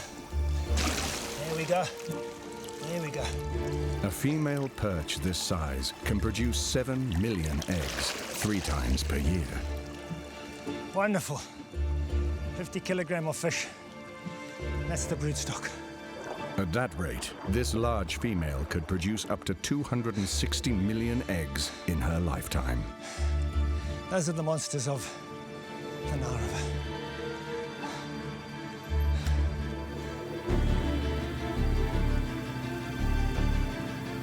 Andy's finally met a Nile perch worthy of the stories. She returns to the mighty river that spawned her. To some, a fisherman's fantasy. To others, a prized commodity. An eating machine. A survivor. But no doubt, a legend. Worthy of the mighty waters of the Nile.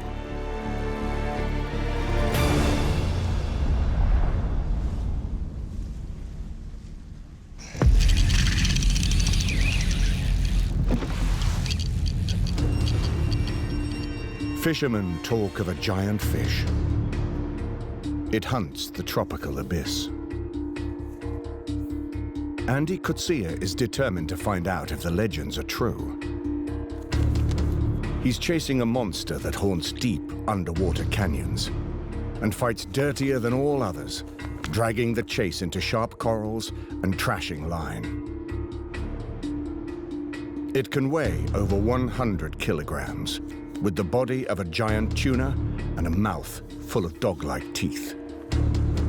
It may sound like a fishing story, but Andy's about to discover the Dogtooth Tuna is for real.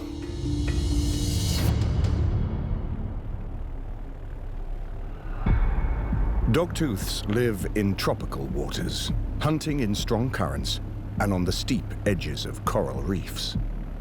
Andy's destination has all this and more. Astove Island in the Indian Ocean. This is Dogtooth territory. It's wild and remote, and famous for the notoriously sheer Astove Wall. This is the kind of abyss that dogtooths love. Andy needs to be careful.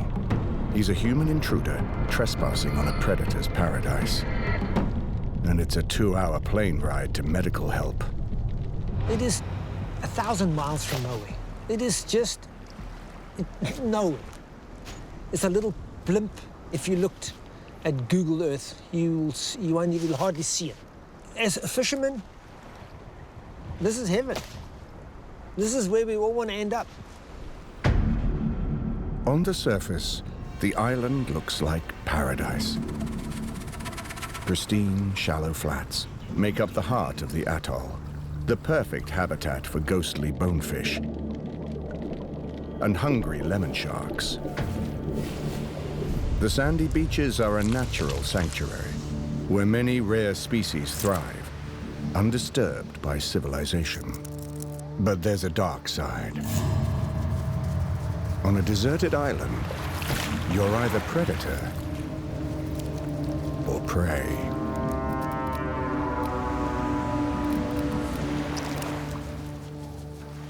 This is a tiny atoll, roughly the size of Gibraltar. Every resource is precious.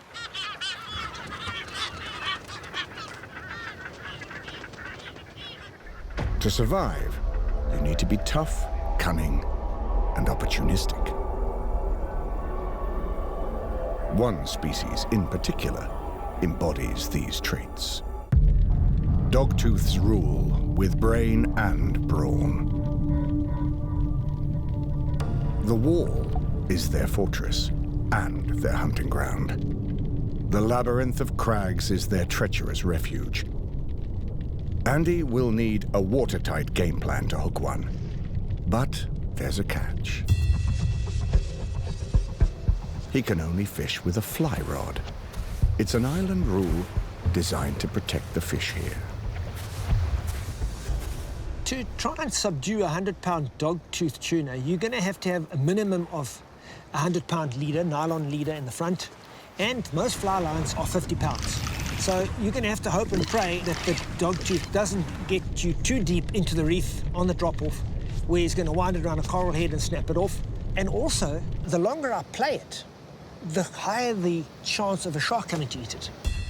A delicate line and a ticking clock on each cast. This will be the ultimate challenge. The fly is a decoy that mimics natural prey, shimmering tentacles and trailing feathers, carefully designed to simulate the color and movement of a bait fish. Andy needs to make sure his flies are just as tantalizing as the brightly colored fusiliers that are a staple on the Dogtooth's menu. He's using a 14-pound fly rod, which specializes in hauling a heavy fish from the deep. But it takes much more than a good rod to land a Dogtooth tuna.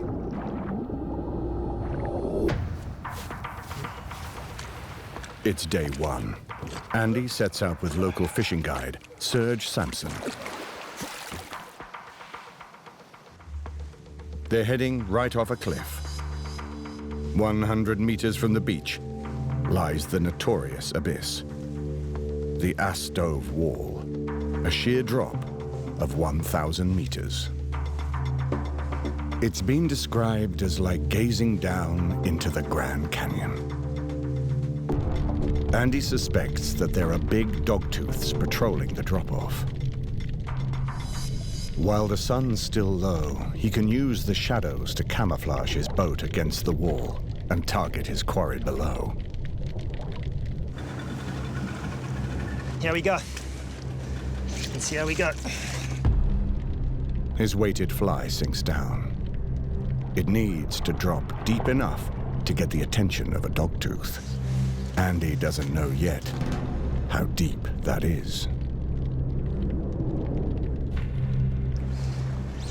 Gotta pull this thing up as fast as I can up the water column to simulate a fleeing baitfish. Hopefully that'll induce the dog to eat it. By jerking the fly up through the water, he hopes to tease the hungry dogtooth into a chase and strike. It's a game of chance and perseverance. I'm throwing a heavily weighted fly to the bottom. This is hard work. I'd have to do this all day. It's just gone 8 o'clock in the morning. Been doing this for 45 minutes. Not a touch. It's gonna be a long, hard day.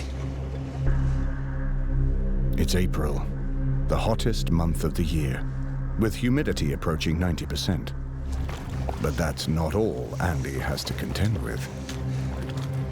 This kind of fishing's fraught with all kinds of hazards. With the line lying loose on the deck here, if I do get a pull, I've got to ensure that the line doesn't get caught in anything, especially around my toes.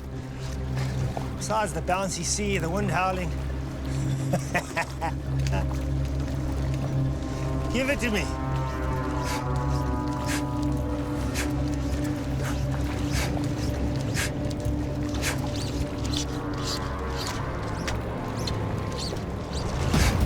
Yes, please. Out of the blue, Andy has his first pull.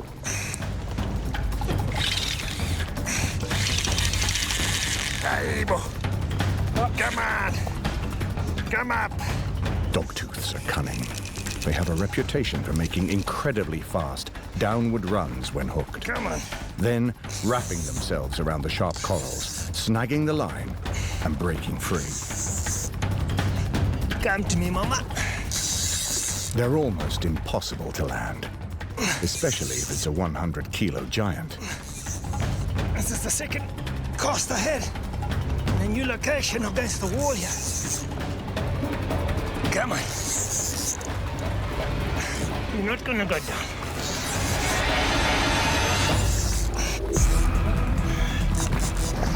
The way it's pulling him down, he's hoping it's a big dogtooth. Come on.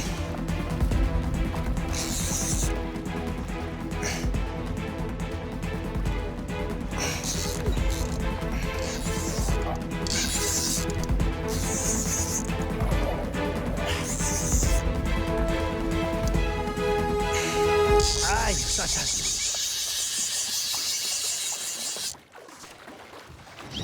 Gone. Big bull. Doggy's what? Andy 0.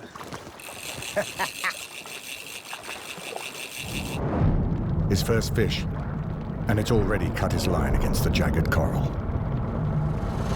Andy tries a different tactic. The sun is high and the tide is turning. Better conditions to hook a fish further out to sea, away from the wall. You never really know what you're gonna get. You just hope that it's gonna be a doggy. That's fishing. These are uncharted waters, over 100 meters deep. Andy has no idea what structures lurk below. We're stuck on the bottom.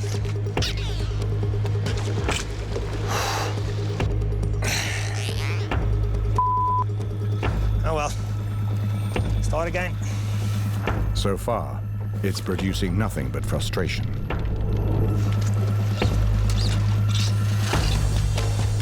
I still think we should be in a slightly rougher water. I've been dredging all day, dropping this line down, pulling this line up, The current's moving the boat different ways. My wrist is terribly sore. My stripping arm is getting sore on the elbow. And I do that all day. I'll do it for 5 or 6 hours non-stop. Pull up, drop down, pull up, drop down. And it's very, very hard work. Well, you don't try, you don't get. Simple rule. All right, Serge. Ready to move?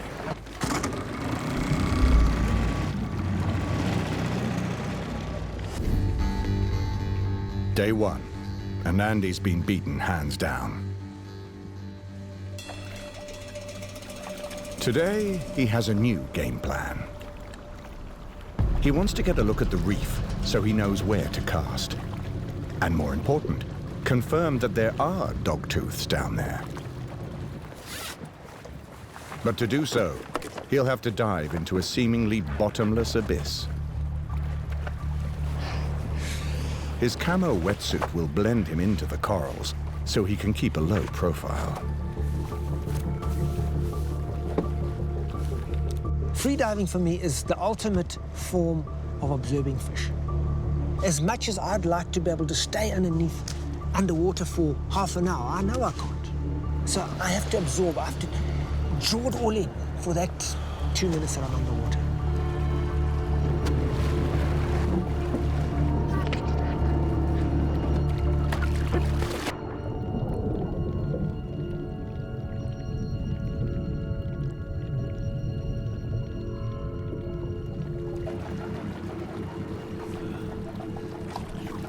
Andy's an experienced freediver, but it's still a risky strategy.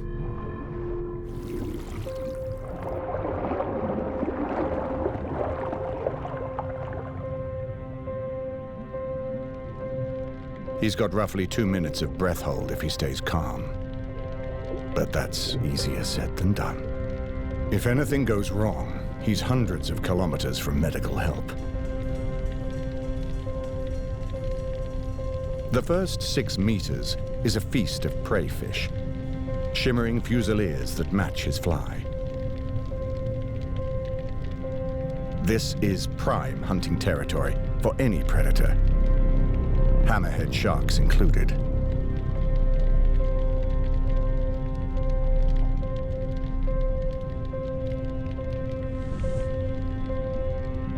He drops deeper into the abyss. Over the edge, into oblivion. Giant trevallies, pick-handled barracuda, and massive groupers. Big predators prowl these deep crags.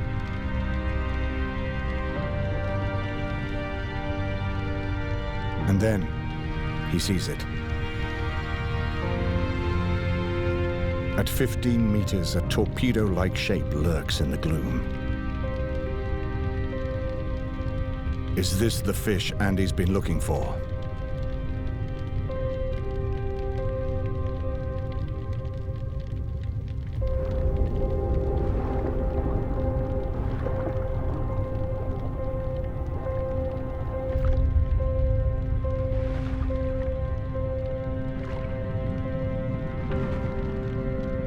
It's a big dogtooth, 50 kilograms or more. Confirmation that there are giants in these waters.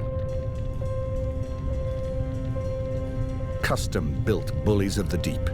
Their eyes are hyper-alert and their missile-shaped bodies are perfectly honed to fire into action at a moment's notice. Andy follows, pushing his 2 minutes of breath hold to the limit. Dogtooths need a lot of oxygen to power their brawn. A constant, open-mouthed grin forces water through their gills and fuels their activity.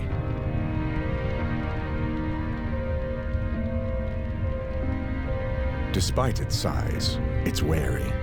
It won't come too close.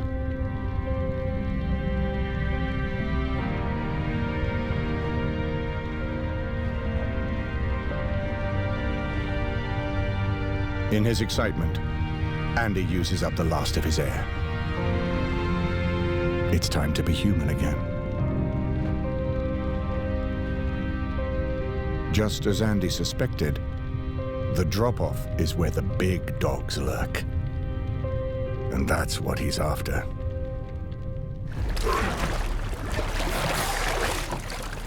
Man, I've just seen my first doggy underwater. An amazing fish. It's got this 2 little white spots near the caudal peduncle. Man, it's a machine, that thing. Hey!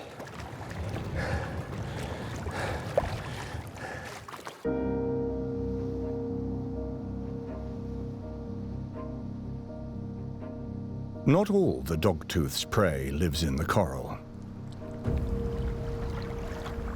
One of their favorite food sources also spends time on land. The intricate patterns in the sand are a telltale sign. This deserted beach is a hotspot for one of Andy's other passions. In the vast expanse of the Indian Ocean, this tiny atoll is the chosen nesting ground for thousands of green turtles. Andy's decades as a turtle guide lead him straight to fresh tracks. A green turtle laying by day is a truly rare phenomenon. While she's dropping eggs into her nest, she's in a complete trance-like state, like autopilot. All she's doing is this peristalsis, this sort of squeezing of the oviduct, and she's dropping the eggs in twos and threes. You'll see her goes. Green turtles are endangered. Habitat loss and mass predation are the main causes. Predators which will eat these things would be the sand crabs, these little ghost crabs running up and down, seabirds, frigates. Once they hit the water, then it's free-for-all, and they're only about that big. And everything eats them. Groupers, barracuda, dogtooth tuna. There she goes. Finished. She covers her precious eggs thoroughly with cool sand.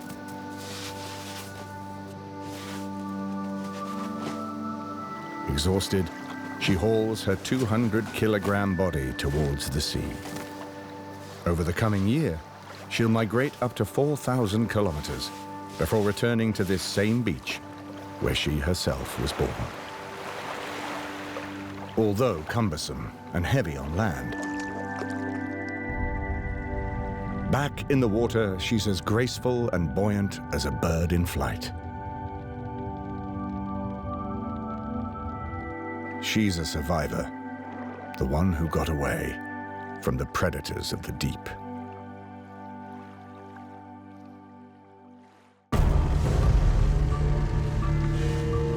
Today, Andy sets off with new zeal, armed with dogged determination and a fresh supply of flies.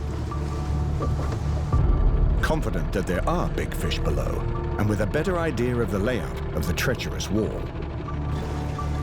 He's hoping this intel is the key to catching a giant dogtooth.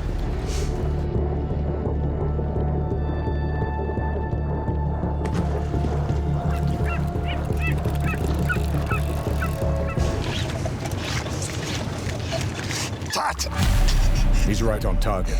First cast, and he's on. Yeah.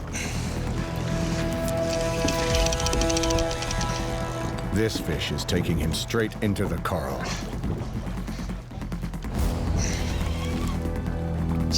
If it goes under the boat, he'll snap the line for sure. He's in the bricks. It's gone straight down, and it's pulling like a dead weight.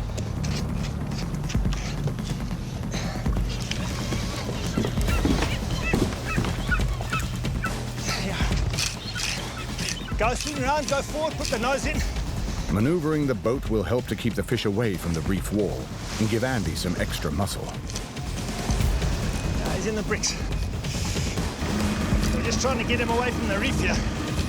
Because these doggies or these GTs, they run you straight into the wall.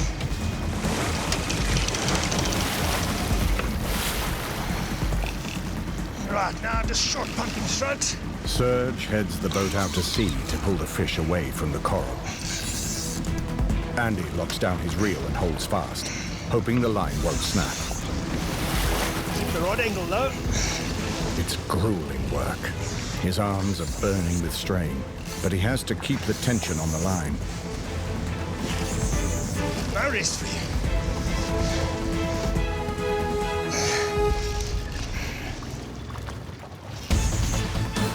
Still don't know what it is. Come on.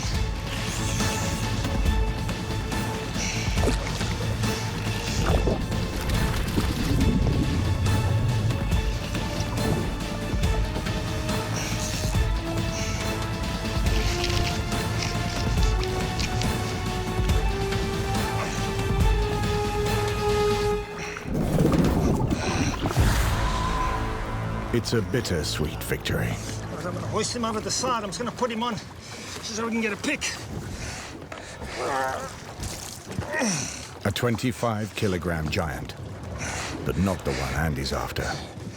One of my most favorite fish, giant trevally. Thanks, bud. Thank you for a nice fight. I respect you. Okay, my man. Off you go. Big game fish use up most of their energy in the fight. They can die very quickly from overexertion. Okay, Mr. Jeet. Andy's rule is to inflict minimal stress and release the fish as quickly as possible.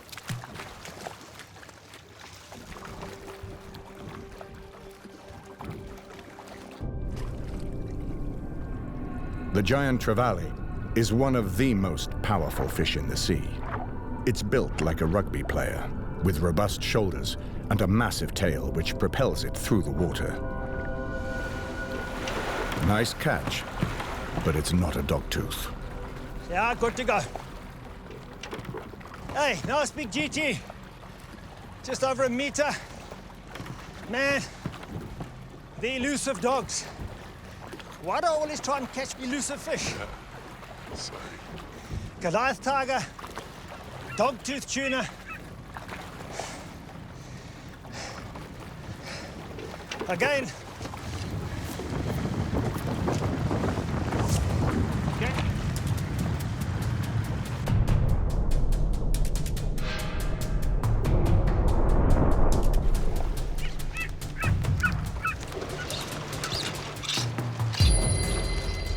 Andy's fly doesn't go far before it's picked up again. Hey, boy. Come on. Come up. Come on. His rod tip strains, but it's coming up too easily to be a dogtooth. GT. That's lugubrious. That's a Carinx lugubrious. Really nice fish. Another giant trevally. Okay, so this is black GT. See, that distinctive head. One of the Carinx families. I'm gonna let him go. Completely identifiable with these scutes. These scutes on the side here. There you go. Nice. Well, it's one of the second best fish. The GTs, giant trevally, are one of my favorites, and I was hoping for a dogtooth. Second best is good enough. Andy keeps trying. The fish are biting, but he's yet to tempt a dogtooth onto his fly. I hope this is a doggy this time. Yeah, bluefin trevally. Carinx melampargus. Look at those iridescent blue linings. Beautiful fish. There we go. Still no dog. I got something on you. I'm not sure what it is. Doesn't feel like a dog.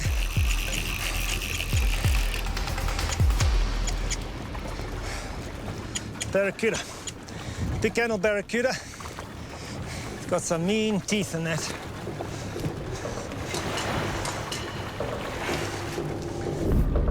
Andy's exhausted.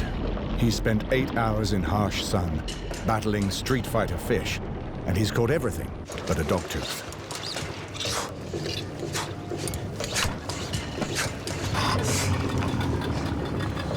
No, hang on, stay, one more, yeah. Yeah. It's worth just one last cast. Here we go.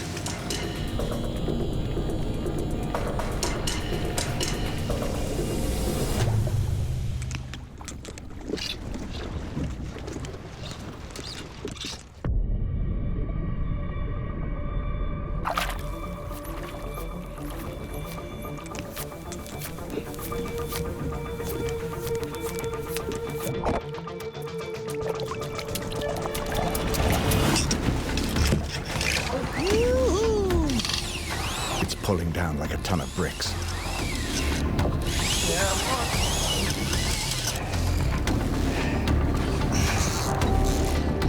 This could be the giant he's been after.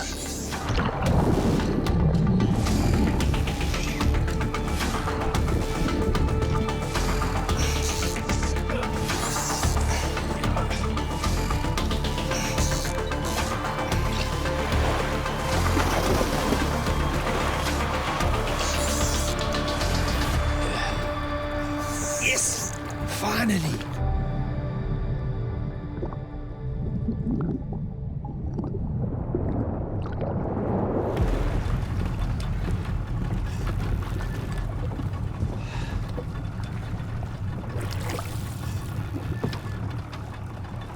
Look at that. Beautiful. It's not a big fish, but it fought like a champ. It's a dogtooth trademark to punch way above their weight.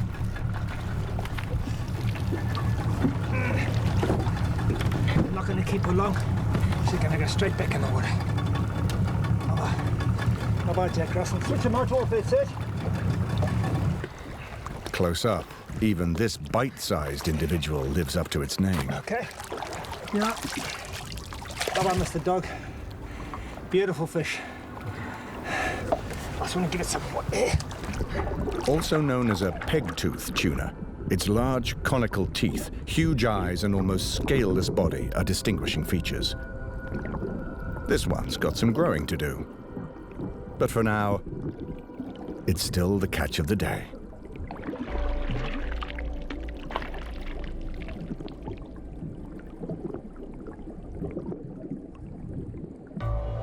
Island life is a life on the edge. It's a tropical paradise on the outside, but there's a deep, dark underbelly too. On the beach, the day starts early. There's housekeeping to do.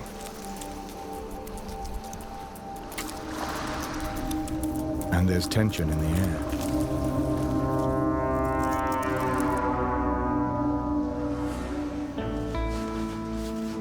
A green turtle nest is hatching. For this little 5-centimeter hatchling, it's time to face the biggest test of her life. Her journey is an obstacle course of hungry predators.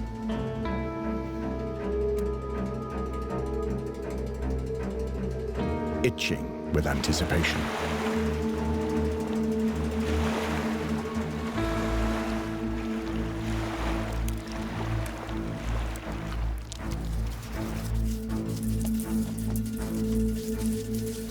The crabs keep their cool.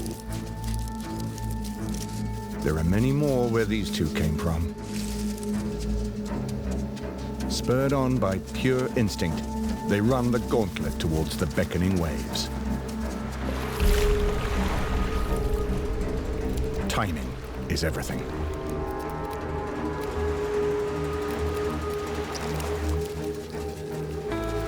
The young turtles are still soft and tender. Their shells will only harden over the coming year. Right now, they're perfect bite-sized morsels, ripe for the plucking. Nothing goes to waste.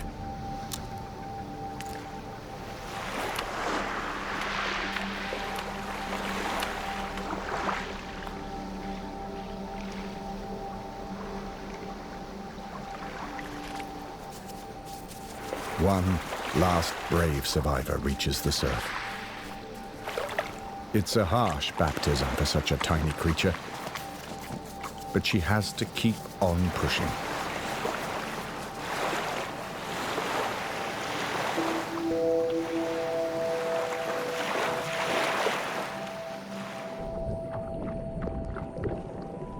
She's not out of danger yet.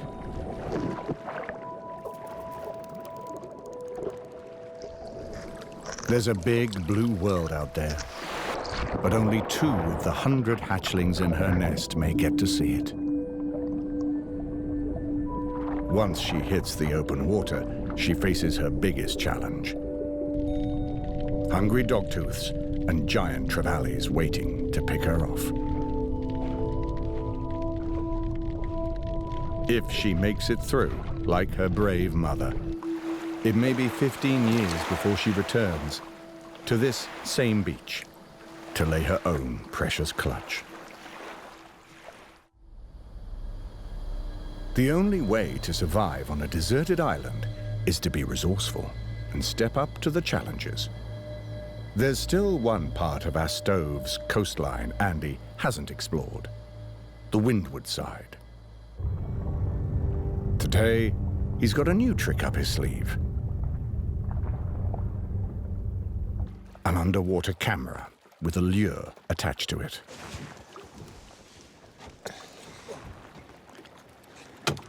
I've got this little underwater camera here, which we're going to pull behind the boat. Hopefully it'll show me what there is underneath here.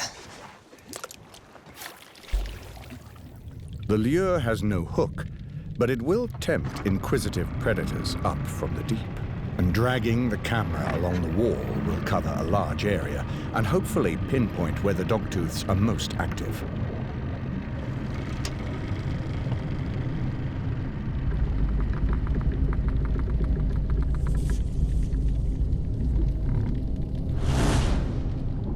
Straight away, he's in business.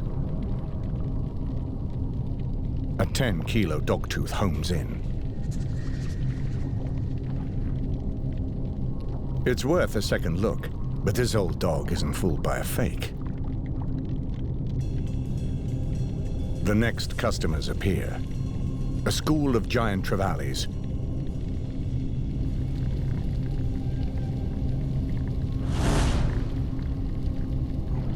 Curious, but cautious.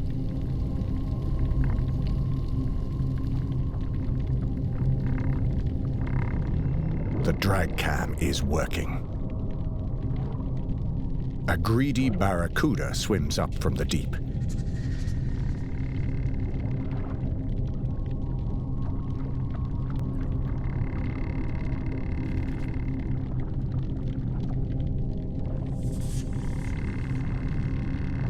Notoriously aggressive and far less fussy about his diet.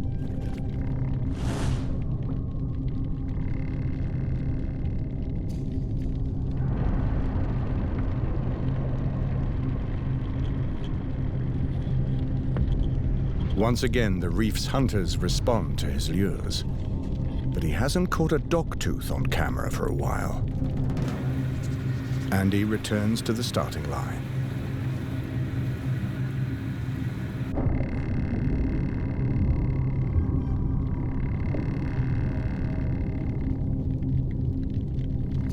This time, 2 big dogtooths come in off the wall.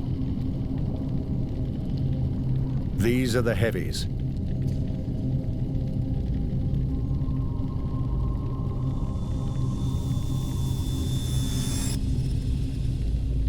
They're curious, but wary. Andy can see now that they're very selective feeders, which explains why they're so hard to catch. But he's found their stronghold. This deep reef is the kennels.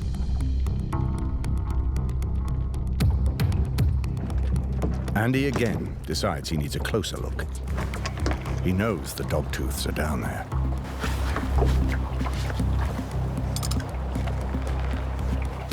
He opts for scuba. It means he can go deeper and stay down for longer. But nobody has ever dived this deep here before.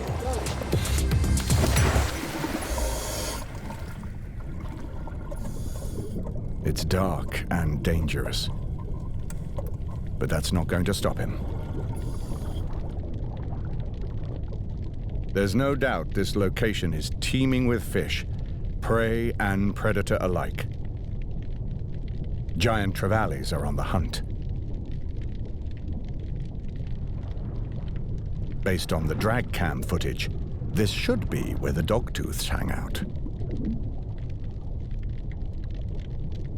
All the other hunters are on the prowl. A school of barracuda swagger past.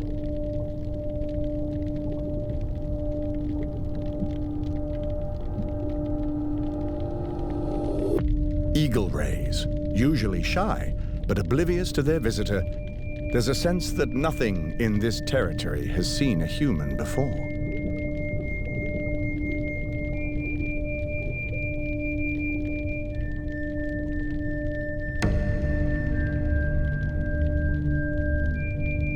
At 20 meters, Andy sees them.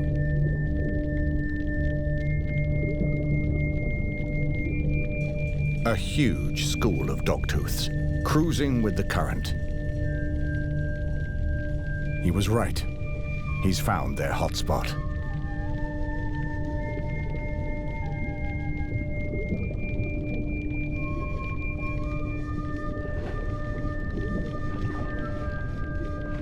Wonderful experience here for me. To be able to dive and try and get into the dogtooth's head. Trying to understand where they would be hanging out. As Andy suspected, they're using the current and patrolling the deep water alongside the drop-off to hunt their prey.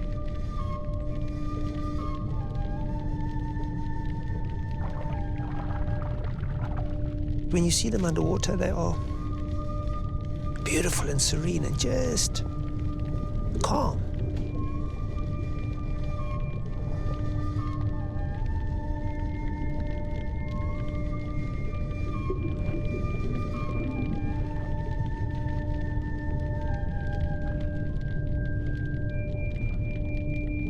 Down here, Andy can bridge the divide. But topside, he still needs to find the key to landing one.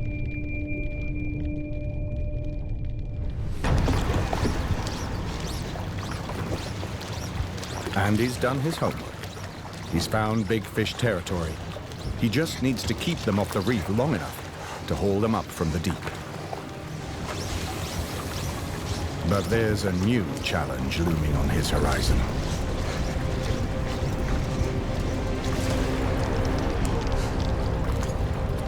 Are we going to try and hide from the storm? Big storm coming there. Fishermen all have their theories about the weather. Andy maintains that fair weather fishermen don't catch fish. He's determined to prove his point.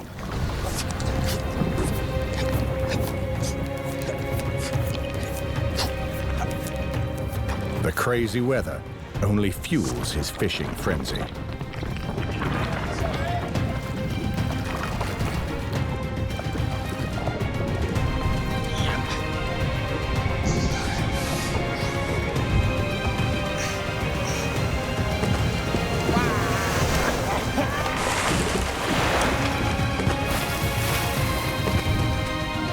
This is fishing for dogs.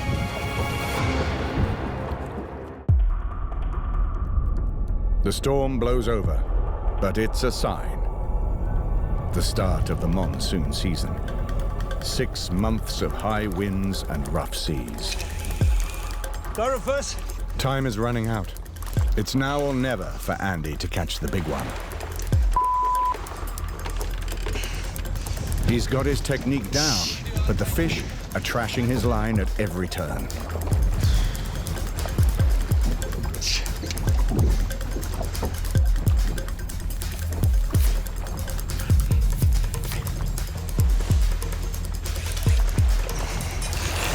Go on. Every time he hooks one, the fish breaks his line on the corals.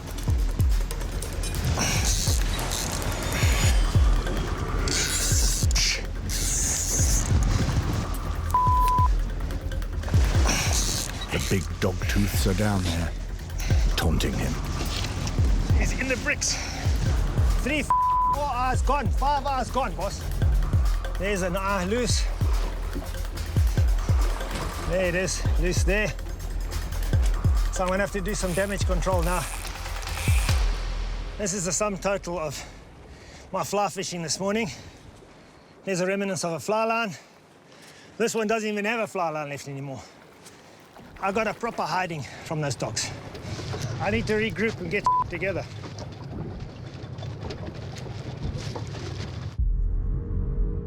Calm is restored, but Andy's got some soul-searching to do. Just sitting in the shade here, this fierce Seychelles sun, waiting for the tide to go out. I've built this relationship with these dogtooth tuna. I've had lots of favorite fish, GTs, Goliath tiger, yellowfin tuna. But this dog's got into my heart. It's got to me. I was completely outgunned. With my fly rod, I got a hiding. Getting to know dogtooth tuna, having free dived with him, having scubaed with him, they're like wild dogs. The wild dogs of the ocean, actually. C'est la vie. It's Andy's second to last day. He's feeling the pressure to fulfill his quest. He sets out early with Serge. He's going to try his luck one last time. At the kennels. Hey, Serge, this looks like a good place. Let's give a try there. Yeah. Beautiful drop. Let's try here.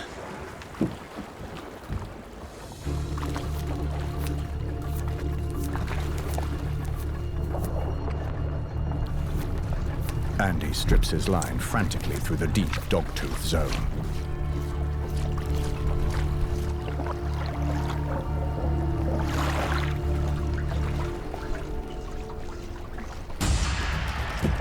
A bite.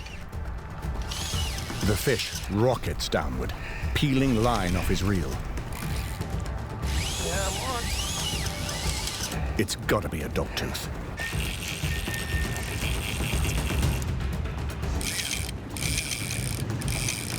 Go back there. He's hoping it's the giant that will clinch his quest.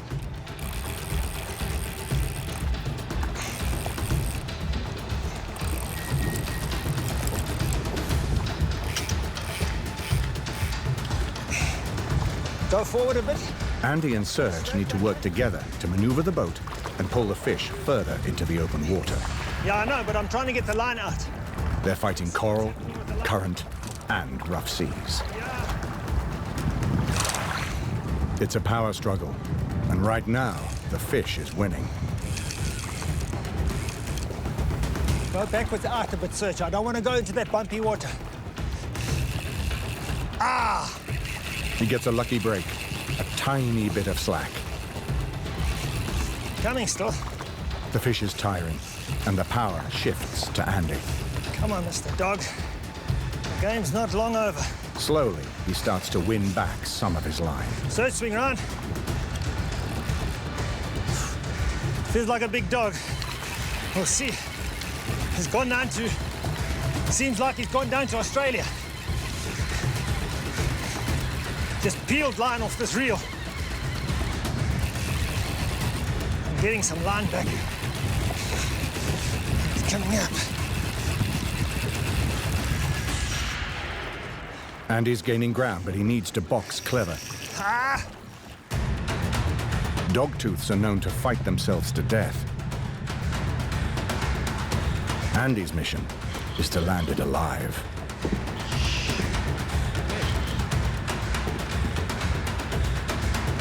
Can I grab the tip of the Serge? Yeah.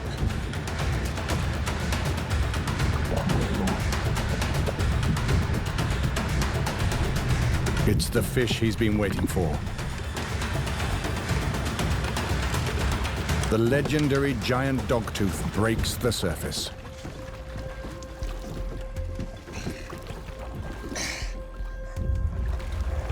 Have a look at that nice sized doggy. Look at his teeth. Beautiful fish. It's a 25-kilo dogtooth. For many, the catch of a lifetime. For Andy, it's the chance to pay respect to this wild dog of the ocean that beat him at every turn. He returns him to the sea as quickly as possible. Dogtooths have large swim bladders, enabling them to reach depths of up to 300 meters. Coming up too fast from the deep could burst this vital organ, causing fatal barra trauma. I'm gonna stick a GoPro on my head and I just want to swim him down. So, it's just I see he doesn't really want to go down. Andy wants to make sure it can swim before he lets it go. He guides the dogtooth back down to the depths from where it came. A wily giant that rules the deep, dark crags below.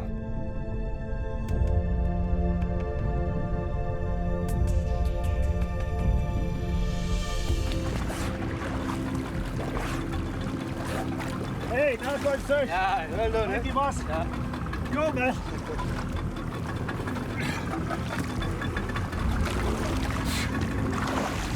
Yeah. I lost the GoPro halfway down, but he seemed to go off okay. A little bit tired, and then I saw him going down. A little bit belly up. I think he'll be all right. Thanks, Mr. Dog. I love this. This is it.